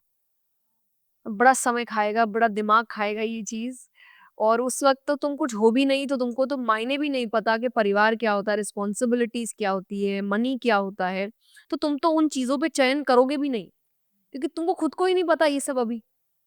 आज जब मैं ज़िम्मेदारियाँ उठा रही हूँ तो मुझे पता है ज़िम्मेदारी क्या होती है, तो मेरे सामने कोई इर्रेस्पॉन्सिबल बंदा आएगा तो मेरे को तो अच्छा नहीं लगेगा वो। मुझे पता होगा कि नहीं ये रिस्पॉन्सिबल इंसान ऐसे बिहेव नहीं करता, पर अभी तो मैं ही रिस्पॉन्सिबल हूँ। मुझे ही नहीं पता क्या करना है, मैं ही अपने मम्मी-पापा के पैसे उड़ा रही हूँ। तो उस वक़्त आप कैसे एक अच्छा इंसान सिलेक्ट कर सकते हो? Again exceptions are always there. मेरी खुद की दोस्त है, जो क्लास 9 में उसने उसका रिश्ता शुरू हुआ था, they got married. Like so I don't think तुम लोग को बोलने की ज़रूरत है I want to grow old with you. You have grown old with them with him. तुमने तुमने सब देख लिया, तुम बचपन से लेके आई थिंक अब 30 साल के आसपास, तो तुमने तो आई थिंक सब देख लिया, अब तो कुछ बचा भी नहीं है देखना। अब तो तुम सच्ची अब जी रहे हो बस। एक्चुअल अप्स एंड डाउन्स तो तुमने सारे देख, एक्सेप्शंस होते हैं, बट सबके साथ नहीं होते। Not everybody is like that. So this is what I feel, when you are stable in every form, I think तब आपको इन चीज़ों में पढ़ना चाहिए, क्योंकि तभी आप सही चीज़ों को देखोगे। वरना आप बाकी आप देखोगे कि अरे मुझे डिनर पे ले जाता है, अच्छा मुझे घुमाता है, अच्छा मुझे बटरफ्लाइज़ मिलते हैं, सब खत्म होंगे बटरफ्लाई, शादी करो ना। जब आप बनियान में घूमते हुए देखोगे, कितने बटरफ्लाइज़ आएँगे मैं भी देखती हूँ। तो ये सब चीज़ें मायने नहीं रखेगी। सो जब when you are stable, when you understand things, जब आप ज़िम्मेदारी, परिवार, रिश्ते, काम, सोच, इन चीज़ों का चयन करना शुरू करोगे, I think only then what I feel is you are ready for marriage. वाह! ये पहला ऐसा पॉडकास्ट है जिसमें सारी टीम खड़ी हुई है और सब बहुत एक्साइटेड थे और सुन रहे हैं। आपसे बात करके लाइक आपकी चीज़ें जान के काफ़ी चीज़ें सीखने मिली और एक इच्छा थी ये पॉडकास्ट जब चालू किया था तो पहला नाम मैंने बोला था कि मुझे शुरू आपसे ही करना है और सर के पास गई थी तो सर ने बोला था कि हाँ, कोशिश करो और आज हुआ। आज हमारा पूरा शूट हुआ और ये आपका धन्यवाद, बहुत दिल से धन्यवाद हमारे स्टूडियो आने के लिए, फ़िल्मी यान को समय देने के लिए। बट इतने सारे लोग आपको सुनते हैं, आपको जानते हैं, उनको जाने से पहले आप एक क्या संदेश देना चाहेंगे? To become spiritual, specially for the youth. मैं आपने जस्ट अभी कहा कि आपकी टीम एंड आई थिंक सब यहाँ पे यंग है। मुझे फ़ील ये होता है, मैं क्यों ये रिलेटेबिलिटी क्यों है, बिकॉज़ आपको ये फ़ील होता है कोई हमारे जैसा बैठा है, हमारी बातें कर रहा है, हमारी सिचुएशंस को समझ रहा है और हमें ब्लेम करके नहीं कर रहा। सी, हर कोई परफेक्ट नहीं है, मैं भी नहीं हूँ। अगर आप हर इंसान से परफेक्शन की उम्मीद रखते, तो आप गलत कर रहे हो। परफेक्ट कोई भी नहीं है। They have their own issues, they have their own flaws, they have their own problems, और सब जूझ रहे हैं उससे। कोई ये नहीं बोल रहा कि अरे मुझे तो कोई प्रॉब्लम नहीं है, मैं डिप्रेस्ड हूँ। उसको प्रॉब्लम है, उसको भी ठीक होना है, उसको पता नहीं है कैसे होना है। तो वो आप एहसान जता के उसको मत बताओ कि अरे मैं बताता हूँ ऐसे करना है, करो तो करो, नहीं। यू हैव टू अंडरस्टैंड कि उसको ये बताना है कि आई नो ये इश्यू है। और ये मैं अपनी सीख नहीं दे रही। आप अगेन आप गीता जी पढ़ोगे, भगवान अर्जुन से ये बात कह रहे हैं। जब भगवान उनको कह रहे हैं कि मन को कंट्रोल में लाओ, तो भगवान ने ये नहीं बोला कि अरे इतना ही नहीं हो रहा, कुछ नहीं, तुम्हारे मन की बात है ये सब, अरे करने वाला तो कर। भगवान बोलते हैं, मुझे पता है ये बहुत कठिन है, मैं नहीं कह रहा तुमसे ईज़ी है। मैं तो ये भी कहा, अर्जुन ने भी कहा कि मैं एक बार विंड को कंट्रोल में कर लूँ, मैं मन को नहीं कर पा रहा। तो भगवान ने भी ये कहा, आई अंडरस्टैंड, ये सच है, नहीं होता है, टफ है बहुत, पर करना पड़ेगा। तो मुझे ये है कि आपको ऐसे ही समझाना पड़ेगा आज यूथ को। आप उसकी प्रॉब्लम्स को नकार नहीं सकते, आप उसकी प्रॉब्लम्स को गलत नहीं बोल सकते, नीचा नहीं दिखा सकते, उसको शेम करके आप उसको ठीक नहीं कर सकते। आपको उसके स्तर पे जाके उसके प्रॉब्लम्स को समझते हुए उसको सॉल्यूशंस देना पड़ेगा। लेकिन स्पिरिचुअलिटी मेरे लिए यही है। स्पिरिचुअल होने का मतलब इंफीरियर होना नहीं है या सुपीरियर होना नहीं है। स्पिरिचुअल होने का मतलब है सबको इक्वल समझना है, नो मैटर वो इंसान कहाँ है। एक एक छोटी सी स्टोरी से आई विल एंड इट। तो एक लड़का, यंग लड़का एक महाराज जी के पास जाता है, जाकर कहता है कि महाराज जी वेरी स्पिरिचुअल, मैं सारी प्रैक्टिसेस करता हूँ and I I have good qualities, the qualities spiritual man should have, but मेरे कोई भी दोस्त स्पिरिचुअल नहीं है, कोई स्पिरिचुअलिटी नहीं करते, ये काम करते वो काम करते, तो क्या मैं उन सबसे ऊपर हूँ? महाराज जी ने कहा यही तुम स्पिरिचुअल नहीं हो। जिस दिन तुमने अपने आप को किसी से ऊपर और किसी को अपने आप से नीचा मान लिया, तुम्हारा अध्यात्म उसी दिन खत्म हो गया। तो आध्यात्मिक होने का मतलब अंदर अंदरूनी बदलाव होता है, बाहरी बदलाव नहीं होता कि बाहर आप चेंज लेकर आ गए और अंदर से तो आपका मन फालतू ही है, आप फालतू बातें कर रहे हो, आप उसको नीचा दिखा रहे हो, इसका नीचा दिखा रहे हो। ऐसा इंसान कुछ नहीं कर सकता। इसमें मैं कथा करती हूँ मायरा 3 दिन का। तो ये प्रसंग बहुतों को पता है कि हनुमान जी शंकर जी गोपी बन के गए थे रास करने के लिए। आपने बचपन में कईयों ने सुना होगा। तो एंड में ना, जब शुरुआत हुई थी तो यही बोला गया था कि जो गोपी होती है वो ही जा सकती है। एंड गोपी का मतलब होता है फीमेल। जो गोपी होगी वही जा पाएगी, पुरुष वहां पे सिर्फ कृष्ण होंगे। शंकर जी कैसे गए? तो मतलब साड़ी पहनना गोपी बन जाना होता है? आज मैं किसी यहाँ भी पुरुष को साड़ी पहना दूं, लड़की बन गया क्या? गोपी के भाव थे वो, कि जो गोपी जितना प्यार कृष्ण से करेगी वो ही रास देख सकती है। गोपी का मतलब पहनावा नहीं था कि आपने साड़ी पहन ली और आप महिला हो गए तो आप गोपी बन गए। तो आज तो हम सब गोपी है। अभी इंटरनेट पे गोपी ड्रेसेस आ रहे हैं, गोपी बन गए क्या? गोपी जैसे श्रृंगार कर लिया, गोपी जैसे ड्रेसेस बन गए, रील बना ली, गोपी बन गए, मिल गए उनको कृष्ण। गोपी की भावना होगी तो आप अपने आप गोपी बन जाओगे। वो आप शहर में रहकर बनो, गांव में रहकर बनो, कहीं भी रहकर बनो, ऑफिस में बैठे बैठे, ऑफिस के सूट बूट पहन के लैपटॉप में काम करते करते, लेकिन आपके मन में कृष्ण कृष्ण कृष्ण चल रहा है, आप गोपी है। तो बाहरी पहनावे से आप भक्त नहीं बनते हैं, बाहरी पहनावे से आप कुछ नहीं बनते हैं। आपके अंदरूनी कितने चेंजेस आए हैं वो आपको भक्त बनाता है, वो आपको आध्यात्मिक बनाता है। तो अगर आप अपना काम ठीक से कर रहे हो, ईमानदारी से कर रहे हो, एक हायर लेवल ऑफ अवेयरनेस के साथ कर रहे हो that I want to make some change, I want to bring positivity, I want to make people happy, and by happy I mean कि आप किसी को देख के स्माइल कर दो। आज हम नीचे आए, नीचे अगर सिक्योरिटी भैया खड़े हैं, कितना जाता है आपको उसको देख के स्माइल करके हेलो। अगर आप नहीं भी बोलोगे उनको कोई फर्क नहीं पड़ता, क्योंकि 90% लोग उनको कुछ नहीं बोल के जाते, उनको हैबिट है उस चीज की। और वो 10% जब बोलते हैं ना, उनके चेहरे पे बड़ी सी स्माइल आती है कि आपने गुड मॉर्निंग का जवाब दे दिया, this is what you feel, ये कर दो बस, that's it. This is being spiritual. बाकी तामझाम करने से स्पिरिचुअल नहीं हो जाते।